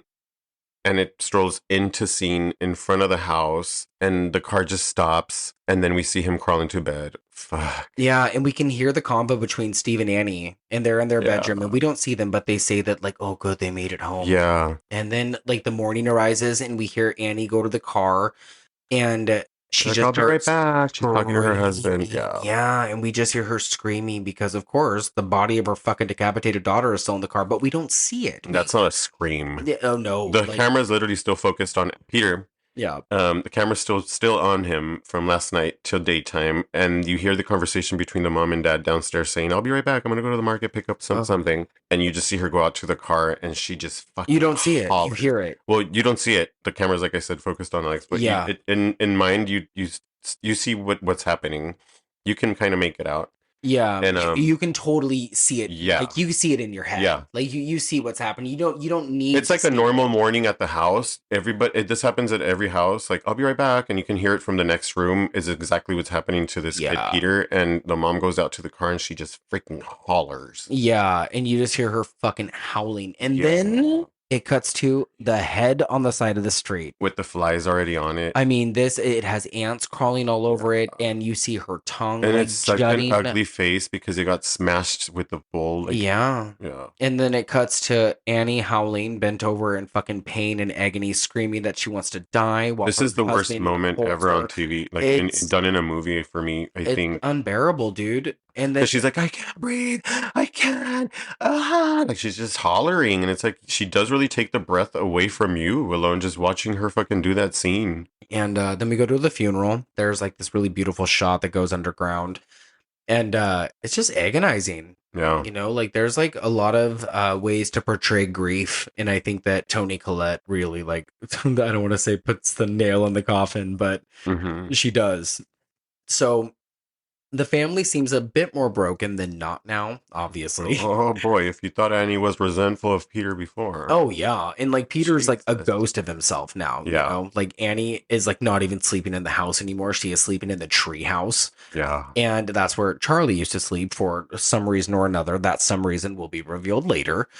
And Steve is finding drawings that Charlie did of bird heads wearing crowns as he spends time in Charlie's room.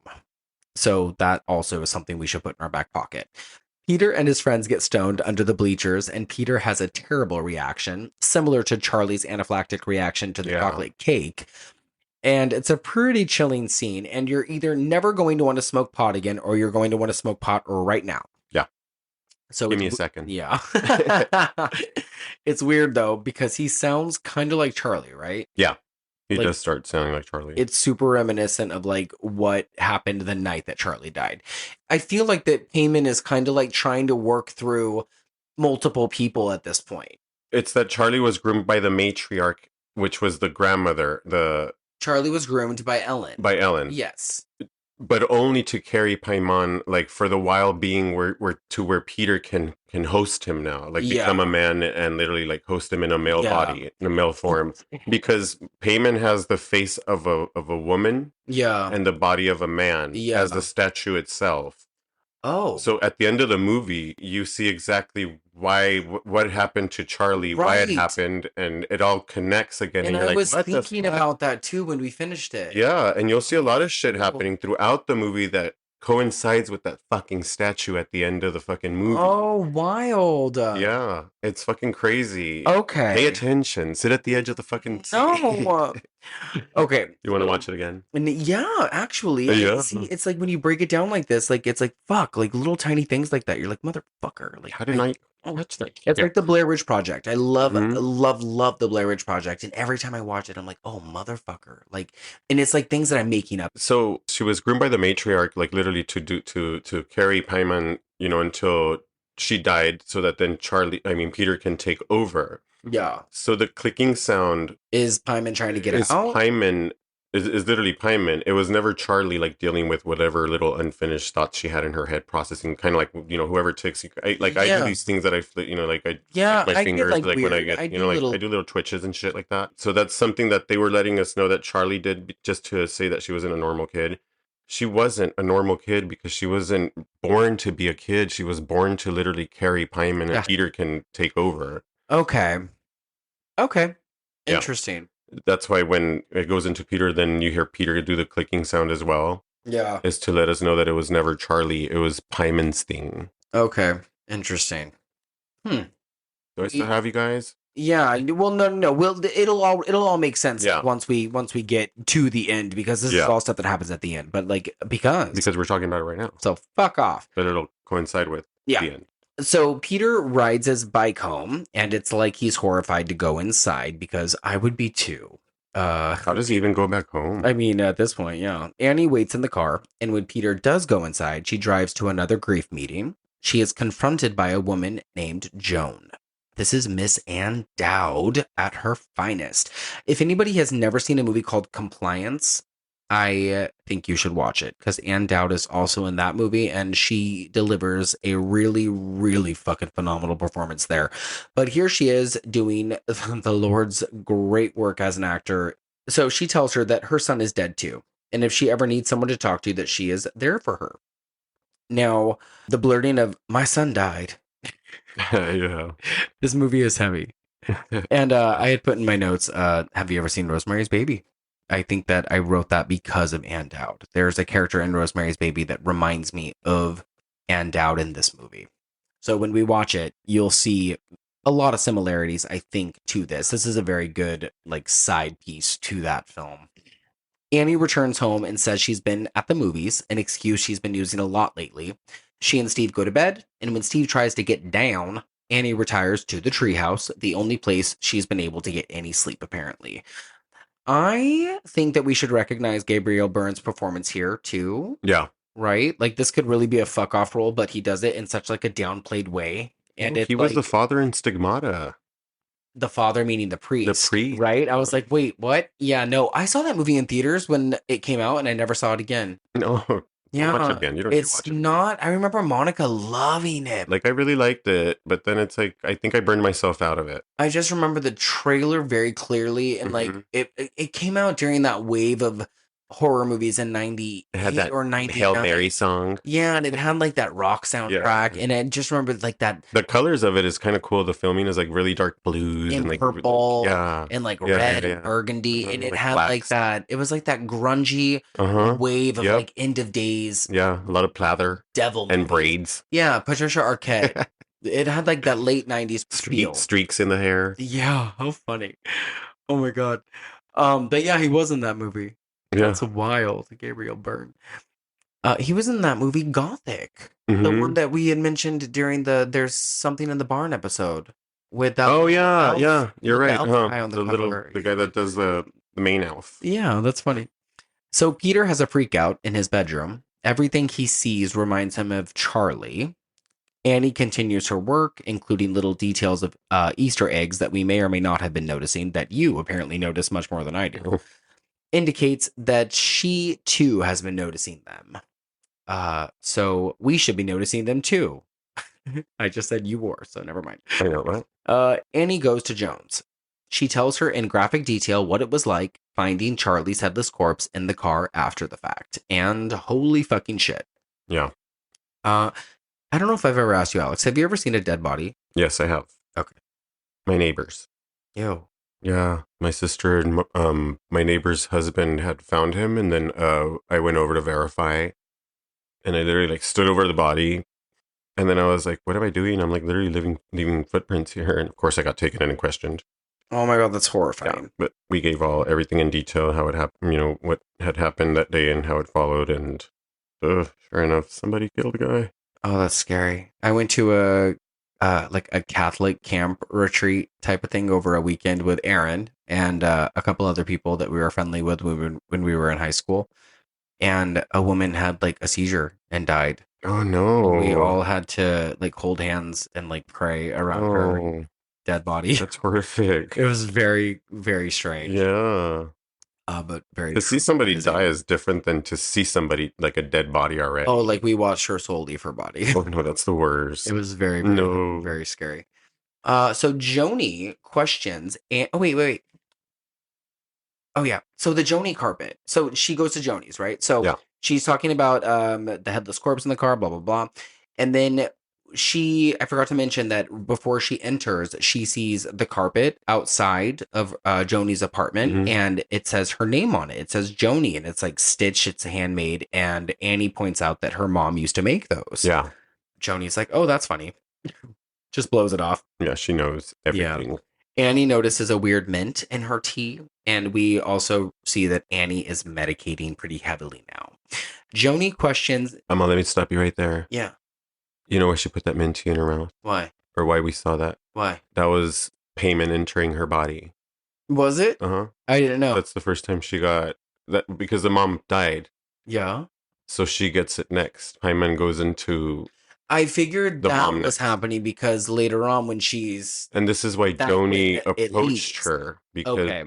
everything was literally planned Yeah. like, perfectly by this cult. Well, Like I this knew family that. had never had a choice in their life. It had already been planned already. I knew like, that because ahead of later on when everything comes together and they're all Uh-huh. looking at that picture. Okay. like they never had a choice in their life. This was Yeah. already planned. So Joni already had known what was happening and that she was Paimon I going into her body. had no idea.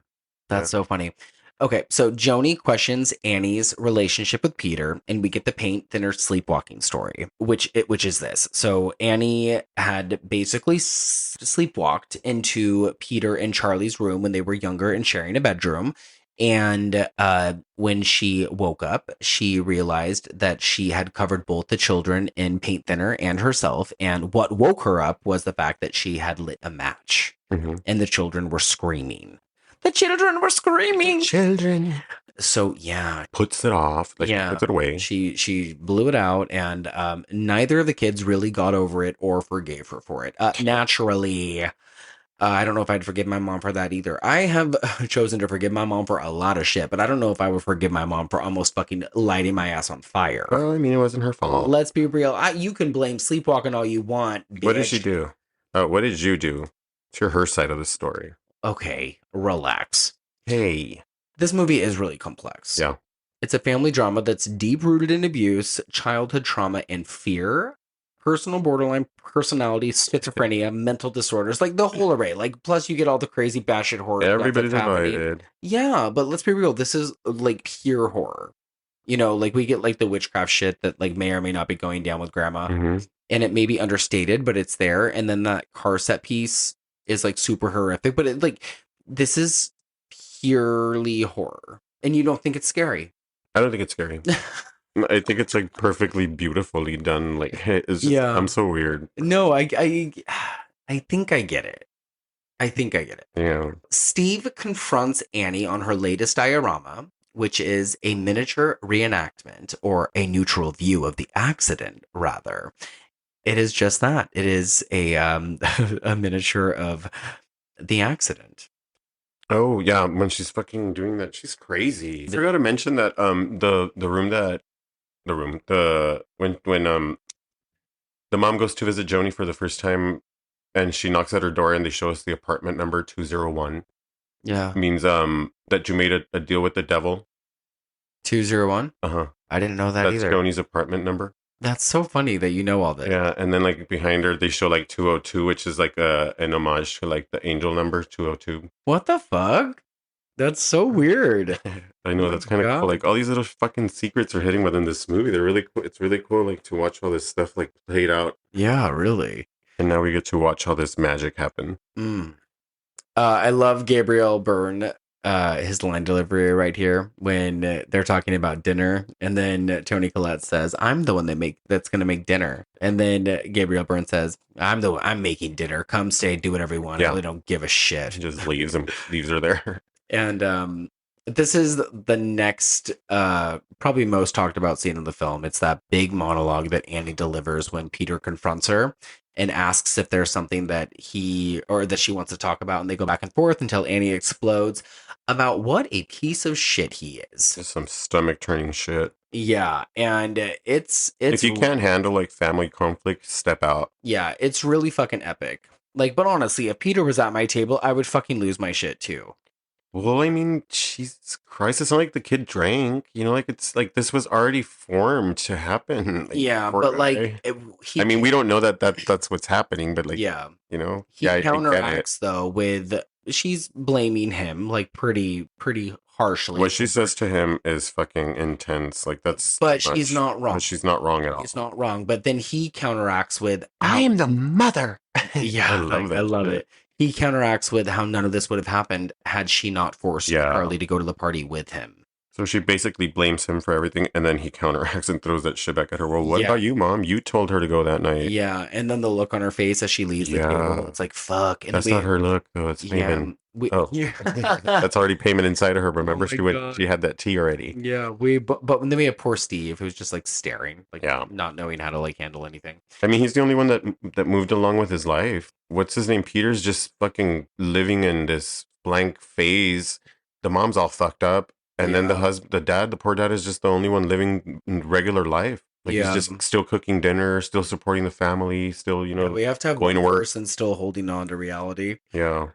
So Annie randomly, she runs into Joan in the art store parking lot, and Joan invites her back to her place so This they can part have of the movie. a She's like, oh seance. gosh, it's a seance. Yeah, so Joan is over the moon, and for the fact that she has learned to communicate with her grandson Louis, and she does it in front of Annie.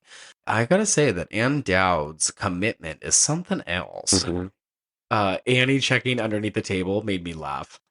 Yeah. She's like looking for the fucking cords and stuff, and the But then magnet. her husband does that too later. I saw that. Yeah, like it looks like we're in fucking Poltergeist. Yeah, that's what it reminded me of. But like there's a bit where Anne Dowd pulls out a chalkboard and the ghost of her grandson writes, "I love you, Granny." And it's fucking spooky as fuck. Annie melts down and tries to leave, and then Joan gives her a candle and some instructions on how to contact Charlie if she chooses to. And she says every member has to be in the house in order for it to work, though. Every family member, I'm sorry. So on the drive home, Annie hears a tongue click from the back seat. Yeah. No. We all know why. So now we're in like another section of the movie. So like you said earlier, it's like in chapters. So I think it's like the first chapter is Charlie. Yeah. The second chapter is Annie. Mhm. And then the third chapter is Peter. Yeah. And so like you said, it's passing through each of these characters. Yes. It kind of makes sense as we go on. I have to mention I saw a Letterboxd review, that Sponsor us. that said if they heard one more tongue click ever in their life, they were going to call the police. Oh my gosh. And What is the police going going to to make me do? laugh out loud. Like, I don't know. So Annie has a nightmare involving ants that lead her to Peter's bed, where his body and face are also covered in ants. And if I see ants again, I'm going to call the police.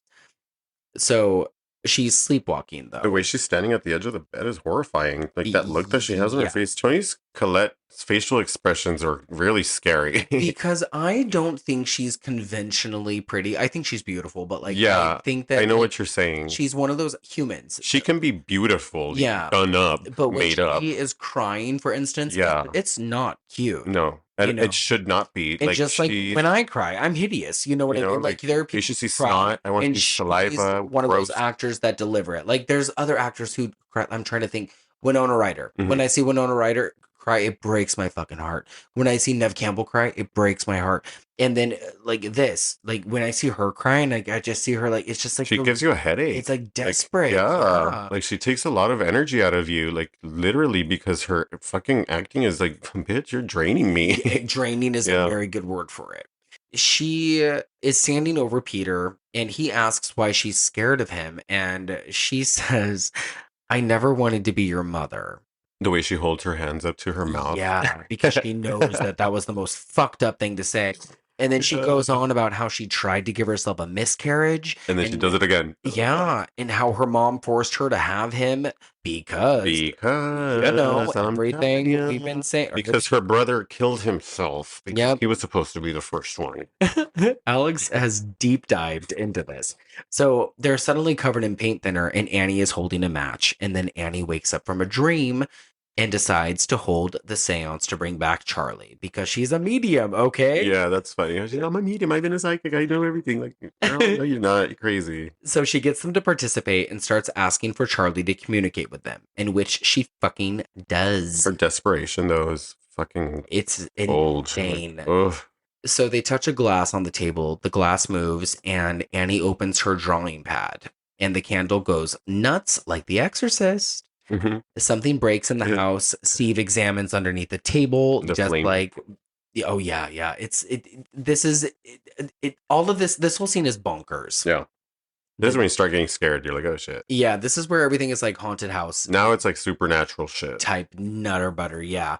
So when when Peter is saying, Dad, I don't like this, and then Annie's voice is now Charlie.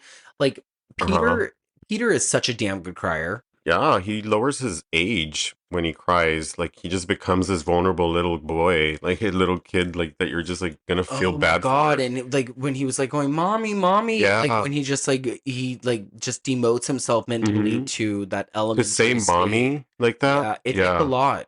And this, I mean, I think he's only 15 or 16 in this film. he's allowed supposed to say be. mommy. But Yeah, like to get that, even as a 16-year-old, even to get yourself into that kind of state, Mhm. like you have to get there. You have to really like be beaten down to like, if I was ever in a place where I'm like calling my mother mommy in like a serious emotionally like disarrayed way, like holy fucking shit, you better believe that something bad is Yeah. happening.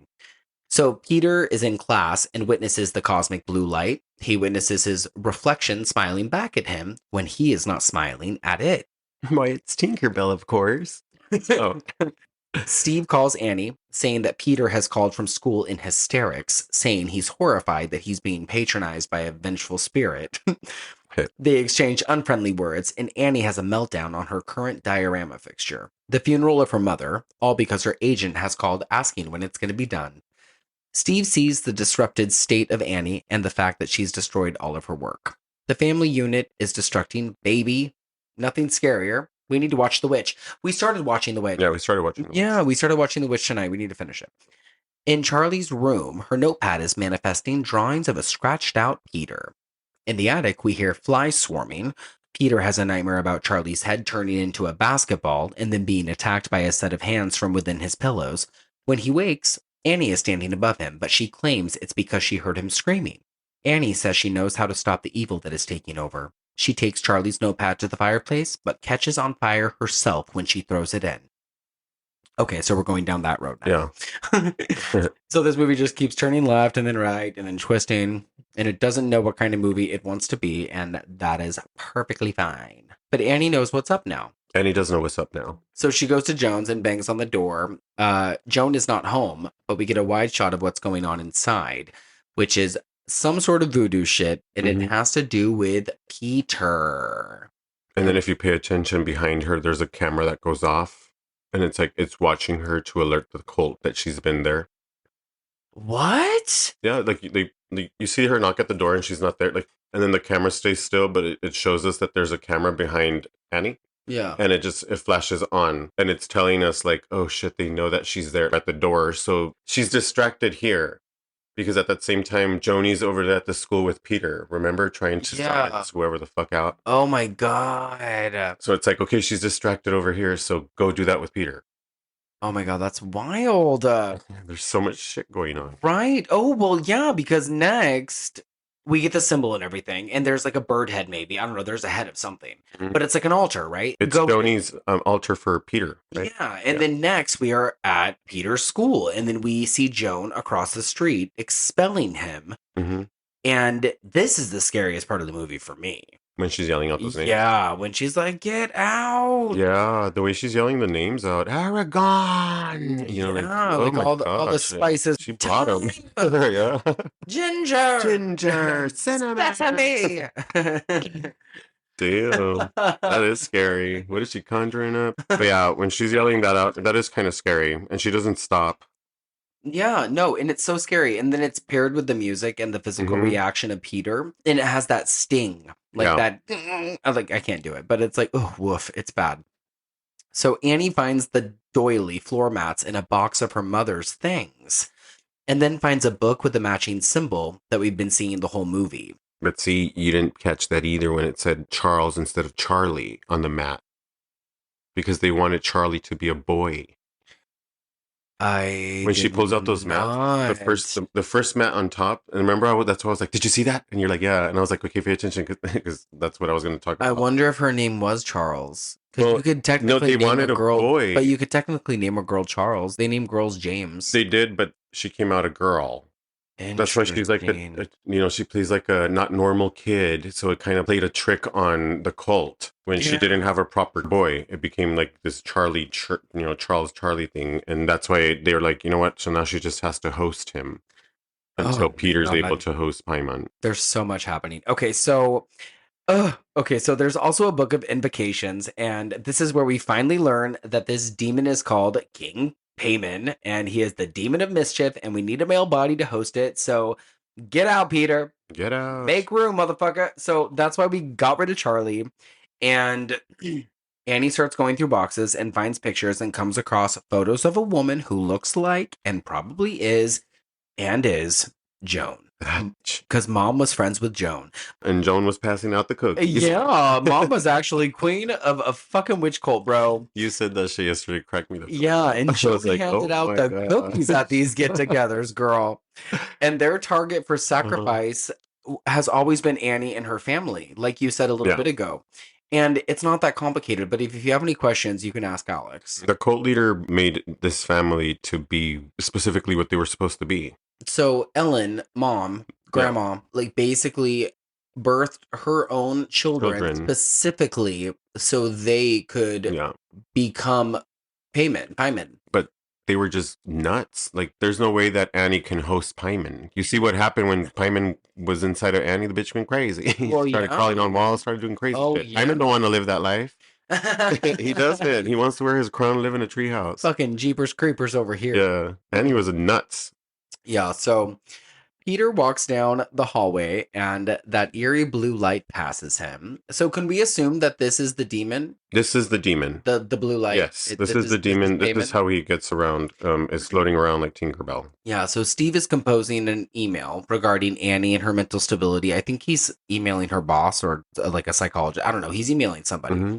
But he receives an email about the desecration of Ellen's grave. At home, Annie goes into the attic where there are flies and a horrid smell, I imagine. Ew. And she finds the headless, decomposing corpse of what appears to be her mother. There's also a Paimon symbol. Is it Paimon or Paimon? What have I been saying? I think it's Paimon. Paimon. Yeah. There's also a Paimon symbol on the wall. At the end, I think she's like Paimon. Yeah, I can't remember. Yeah, I think it's Paimon. At school, Peter hears the tongue clicking around him before being seemingly possessed. His hand goes up and his face contorts, and this part is really fucking scary. His face is smashed into the desk. This is super fucking brutal. The way he starts screaming, it's like... Yeah, his hand gesture. Yeah, like it like goes up. Like I'm doing it, like nobody can see me, but like it goes up and like his fingers... like. Should I say it now or should I wait for later? Like, he like queens out. What? You didn't catch that either. He gets coke hand? No, What? the hand... The gesture that he's making with the hand. What is it?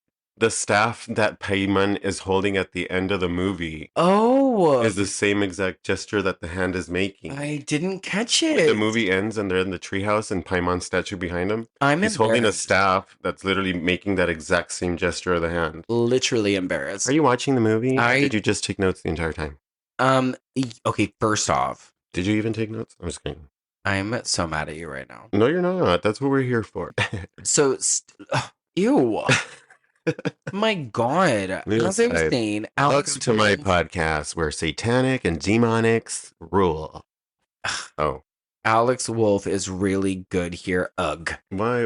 That was my note. The part that I really fucking enjoyed was when he throws himself back and he just starts screaming and screaming and screaming. Like, everybody believed that shit. The whole classroom moved back. Oh, yeah. It's so scary. Like, everybody stepped back. And the music is so fucking on fire, too. I want to do that.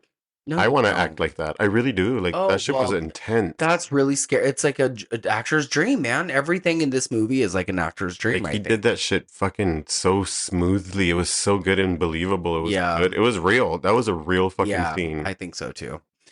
Steve receives a phone call because Steve is still in this movie. He gets a call from the school and picks up Peter, who is severely injured. On the way home, he nearly runs a red light, and then he has a moment where he breaks down in the car. And this is a good moment for Gabriel Byrne. Because, it's his moment. He needs one. Yeah, he does need dad. one. And he gets it. So when they get home, Steve has Annie help him put Peter to bed, and Annie begs Steve to look in the attic so he can see what she has seen. Steve does, even though he's leaning more towards Annie being completely fucking nuts at this point. Yeah, and it's crazy because they did the same thing that they did to us in the beginning of the movie when Annie first sees the girl in the car, where they don't show us the scene where he sees the body upstairs. They just show it. They just let us hear the reaction from far away. Yeah, exactly. And we've already seen the body too, so we already know what he His is. reactions. Yeah. But I'm just so glad that they went with the fact that the body is still there. Yeah. Like I would have been so mad. Oh yeah, I know. I thought the exact same shit. Like, if he goes up there and there's no fucking body, I'm gonna be so mad, and this movie's done. Yeah, like so. I'm glad that we are not just making Annie just a loony. Mhm. You know, like it's actually happening. Like the family is all experiencing this together. These are not hallucinations. Like this is all real. You know, as far as the movie is concerned. Yeah. So Annie starts a fire downstairs, and while she's explaining to Steve all the craziness that's going on, he accuses Annie of being the one that dug up Ellen's body. She freaks out on him, telling him that there is a curse on the family that she is responsible for when she allowed them all to do the seance to communicate with Charlie. They have to destroy the book in order to break the curse or something like that. I don't fucking know. Yeah. But we think. Yeah. Yeah. I don't. That's happened in cliche movies. Yeah. Destroy the book. But she's so adamant on it. Like she tells Steve that she has to be the one to throw it in the fire or else the evil will get Peter. And she wants him to do it for her. So that she burns up. Yeah, or something like that. I couldn't quite... She's like telling him to burn it up so that she can burn up her sacrifice because she knows that Paimon's inside of her now. That's what... Okay, yes. And so then she's like, burn it up. It has to be you because you see what happens when she throws the book? It's opposite. Well, yeah, and it's funny because my notes I wrote, oh my god, Toni Collette is on fire here. Oh, shit. And then, like, the way that Gabriel Byrne is just following her with his eyes. Yeah. And, like, the way that she's like, oh, you're the love of my life. And, like, she's just sobbing. And, like, it's all so strong. And if you notice, it's, like, one big panning shot over. Like, it doesn't cut it all. And then, like, the look on Annie's face when Steve erupts into flames. My gosh. Like, it's like, fuck. That's when I realized that Paimon, whatever the fuck, Pizzazzu, like, I didn't, like, that's when I realized he had entered her. Yeah.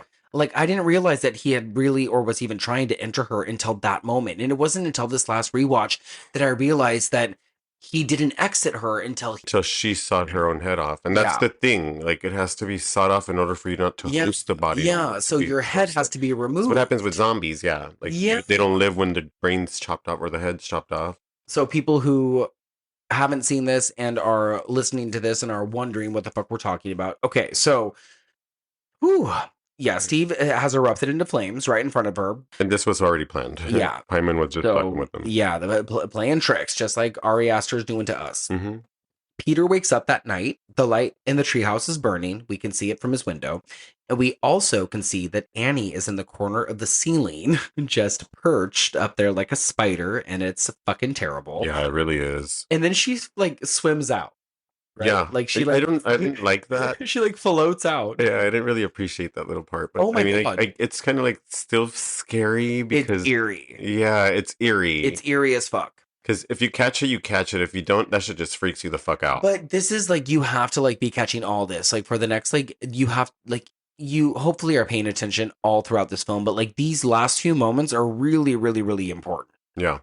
Some crouching hidden tiger shit that she does. Yeah, like she's like in the corner of the frames. Like when Peter like walks down the stairs and he's like closing doors and shit and like enters the like living area, you see the piano has been like bashed open and you see like it's missing piano wires and stuff.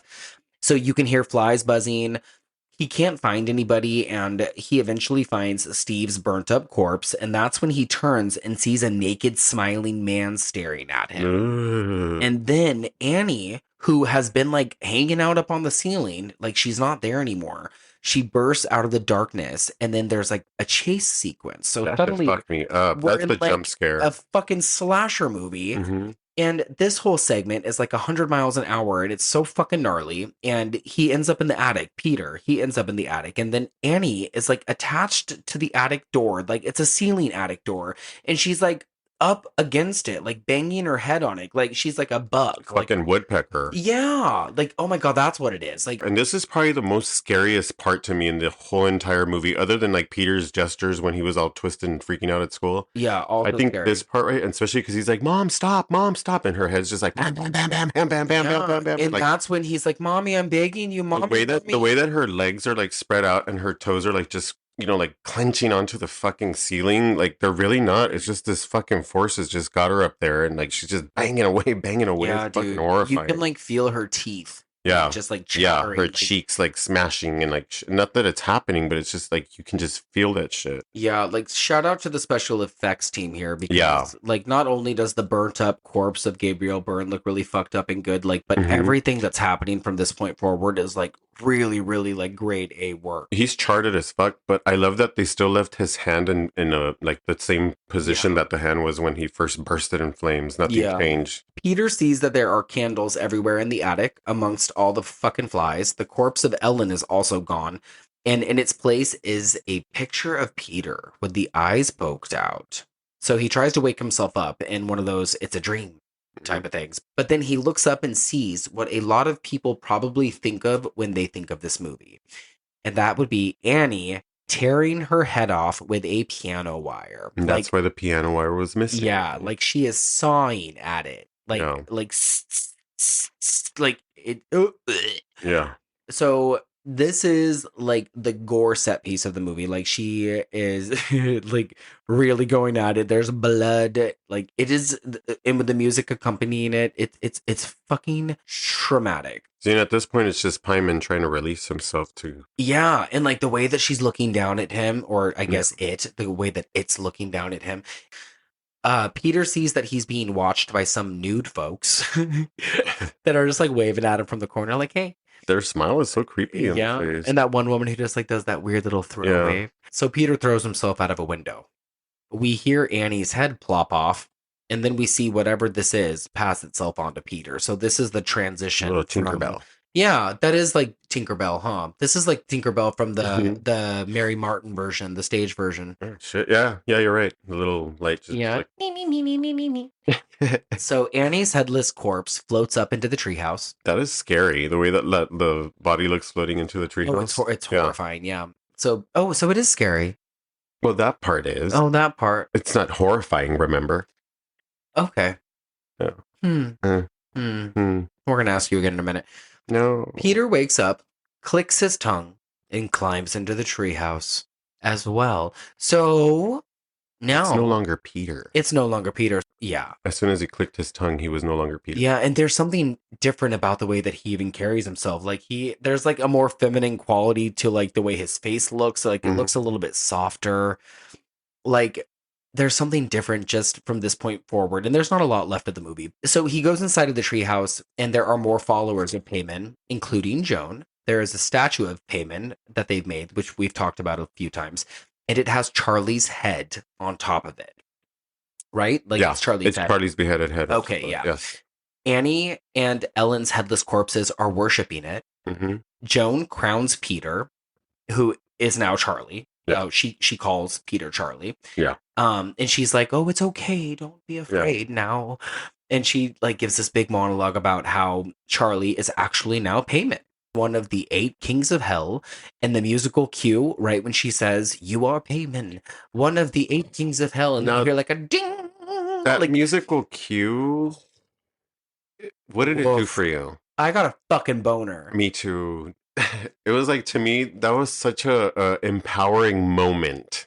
Well, they corrected the first female body. So there was like the fact that all of this is happening. You get all this explanation about how they've corrected so everything that Alex gave everybody during this plot explanation, we get here. Yeah. So it all happened. And I remember just seeing this and just like my mind just like being blown.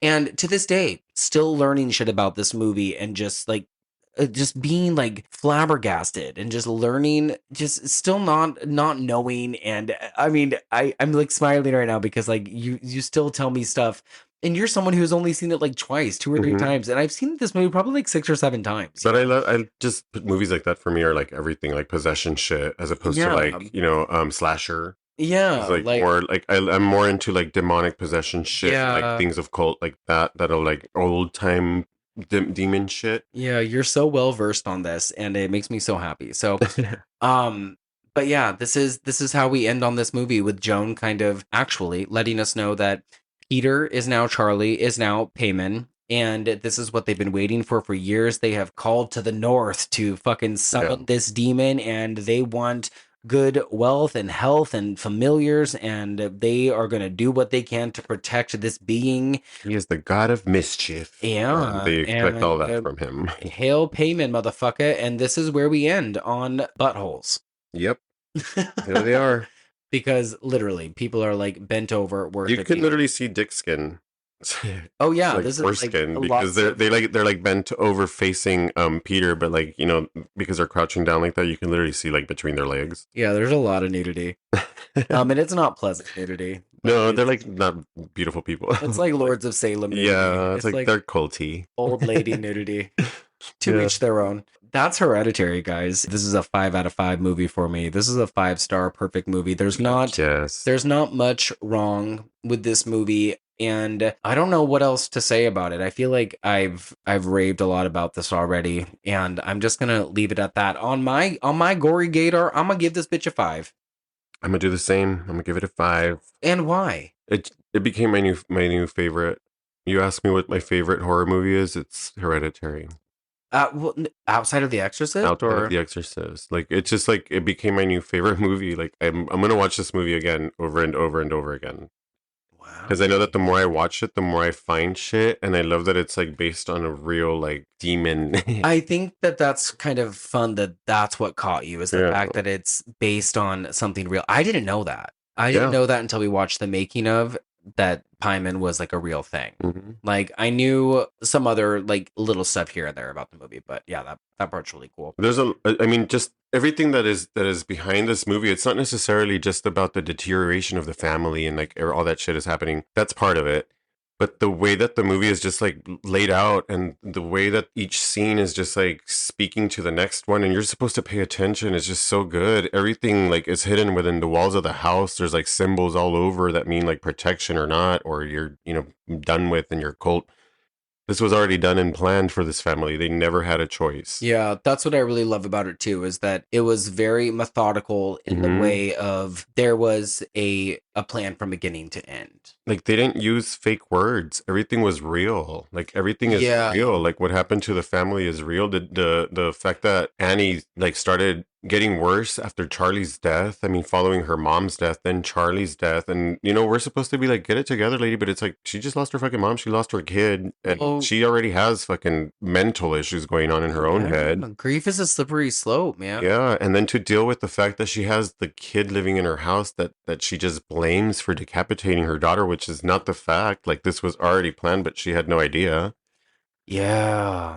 You know, like it's hard. Like even for us to watch, I'm telling you, this shit took a lot of energy out of me. It's not a fun, happy movie. No. Like, and that's why I said in that post that I shared the other day, it's like, God damn, we are ready for a Disney movie after this, because it's been a long month of just heavier movies. You know, even Midnight Kiss, like as like loud and like colorful and like fun as it kind of was, like it was like kind of a downer, you know what I mean? And same with Christine. Christine is perfect, but it's like it's a downer of a movie. Like, well, like here, like almost the deaths that we had in this fucking movie alone were like fucking one family that entirely is just like dying in front of us, wiped out. Yeah, it's Hereditary. And honestly, yeah, and in metaphor, like I said, it's just the family not being able to escape the genes that were already, you know, like lined up for this family. It's generational. Mm-hmm. Oh, wow. Well, on that note, I guess that we're going to scratch that one off. We're scratching off Hereditary, guys. So we would appreciate it if you would give us a follow on social media. We are on Twitter and Instagram at The Gory Gaze. We are also on YouTube. Gory Gaze. That's the one. Oh, where's that? Thank you for being a gay. Oh. You can also follow us at YouTube at The Gory Gaze. You can email us at thegorygaze@gmail.com for comments and suggestions. We are going to be back next week with Alex's pick, guys. We are going to be doing 2018's Cam. CAM. Yeah, we're gonna give it a whirl. And how did we come across Cam? I've heard of it. I've never seen it. It's been one of my Netflix picks to watch I just been having not the time. I haven't had the time to actually sit down and watch it. And now But we're gonna. since you've been asking me like, what's your next pick? I'm like, well, you know what? I've been wanting to watch this movie. Why don't we just fucking make this movie a pick? Well, yeah, and I figured that that's what we should do at this point. We should probably just like kind of switch off and on. Like I do 1 week, he does 1 week. We'll have Lonnie's board 1 week, and then we'll come together for one of the weeks. Mhm. I like the lead actress. She's been in a few things that I really like. I really like that movie Braid, and she was a guest star on Orange Is the New Black season 1, as far as I can remember. But we'll talk about it next week. I'm looking forward to seeing something that I haven't watched. I think that's the point of this podcast to watch movies that we haven't seen and to spread the word about that kind of stuff. Yeah. Do you guys want to hear about The Witch, or do you guys want to hear about Cam? I think we should talk about The Witch eventually. Eventually. I know we watch a lot of good movies like between the podcasts. It's like, why aren't we podcasting about these motherfucking movies? Oh, yeah. Which we will later. We in will. years. We will. But next month is going to be a lot of fun. Valentine's month it's got a good theme. So we're going to be focusing on it's kind of like I'm just saying like love hurts. I think that's kind of like the theme we're going with. So we're starting off with Cam, and then I'm just gonna tell everybody what we're doing. We're gonna do Cam, and then we're gonna do Blackcoat's Daughter. Yeah. And then we're going to do The Love Witch. That's our Valentine's Day episode. And then we're going to do Lonnie's board pick, which we don't know yet because that's how that rolls. We're closing out the month with the 25th anniversary of Cherry Falls, which people probably think came out in 2000, but it actually was being shopped around at festivals in May of 99. So it's turning 25 this year. So February is going to be a lot of fun, guys. Stick around, and you know where to find us. Seriously, I put my hand up on your hip when you dip, I dip me deep. Oh my God, that song. Let's dip. We love you guys. Be sure to comment, rate us on Apple Podcasts, and we got to go walk the motherfucking dogs. Let's go. Yeah, we got to go. We love you. Bye. Bye. Stay gory. Stay gory. Stay gay.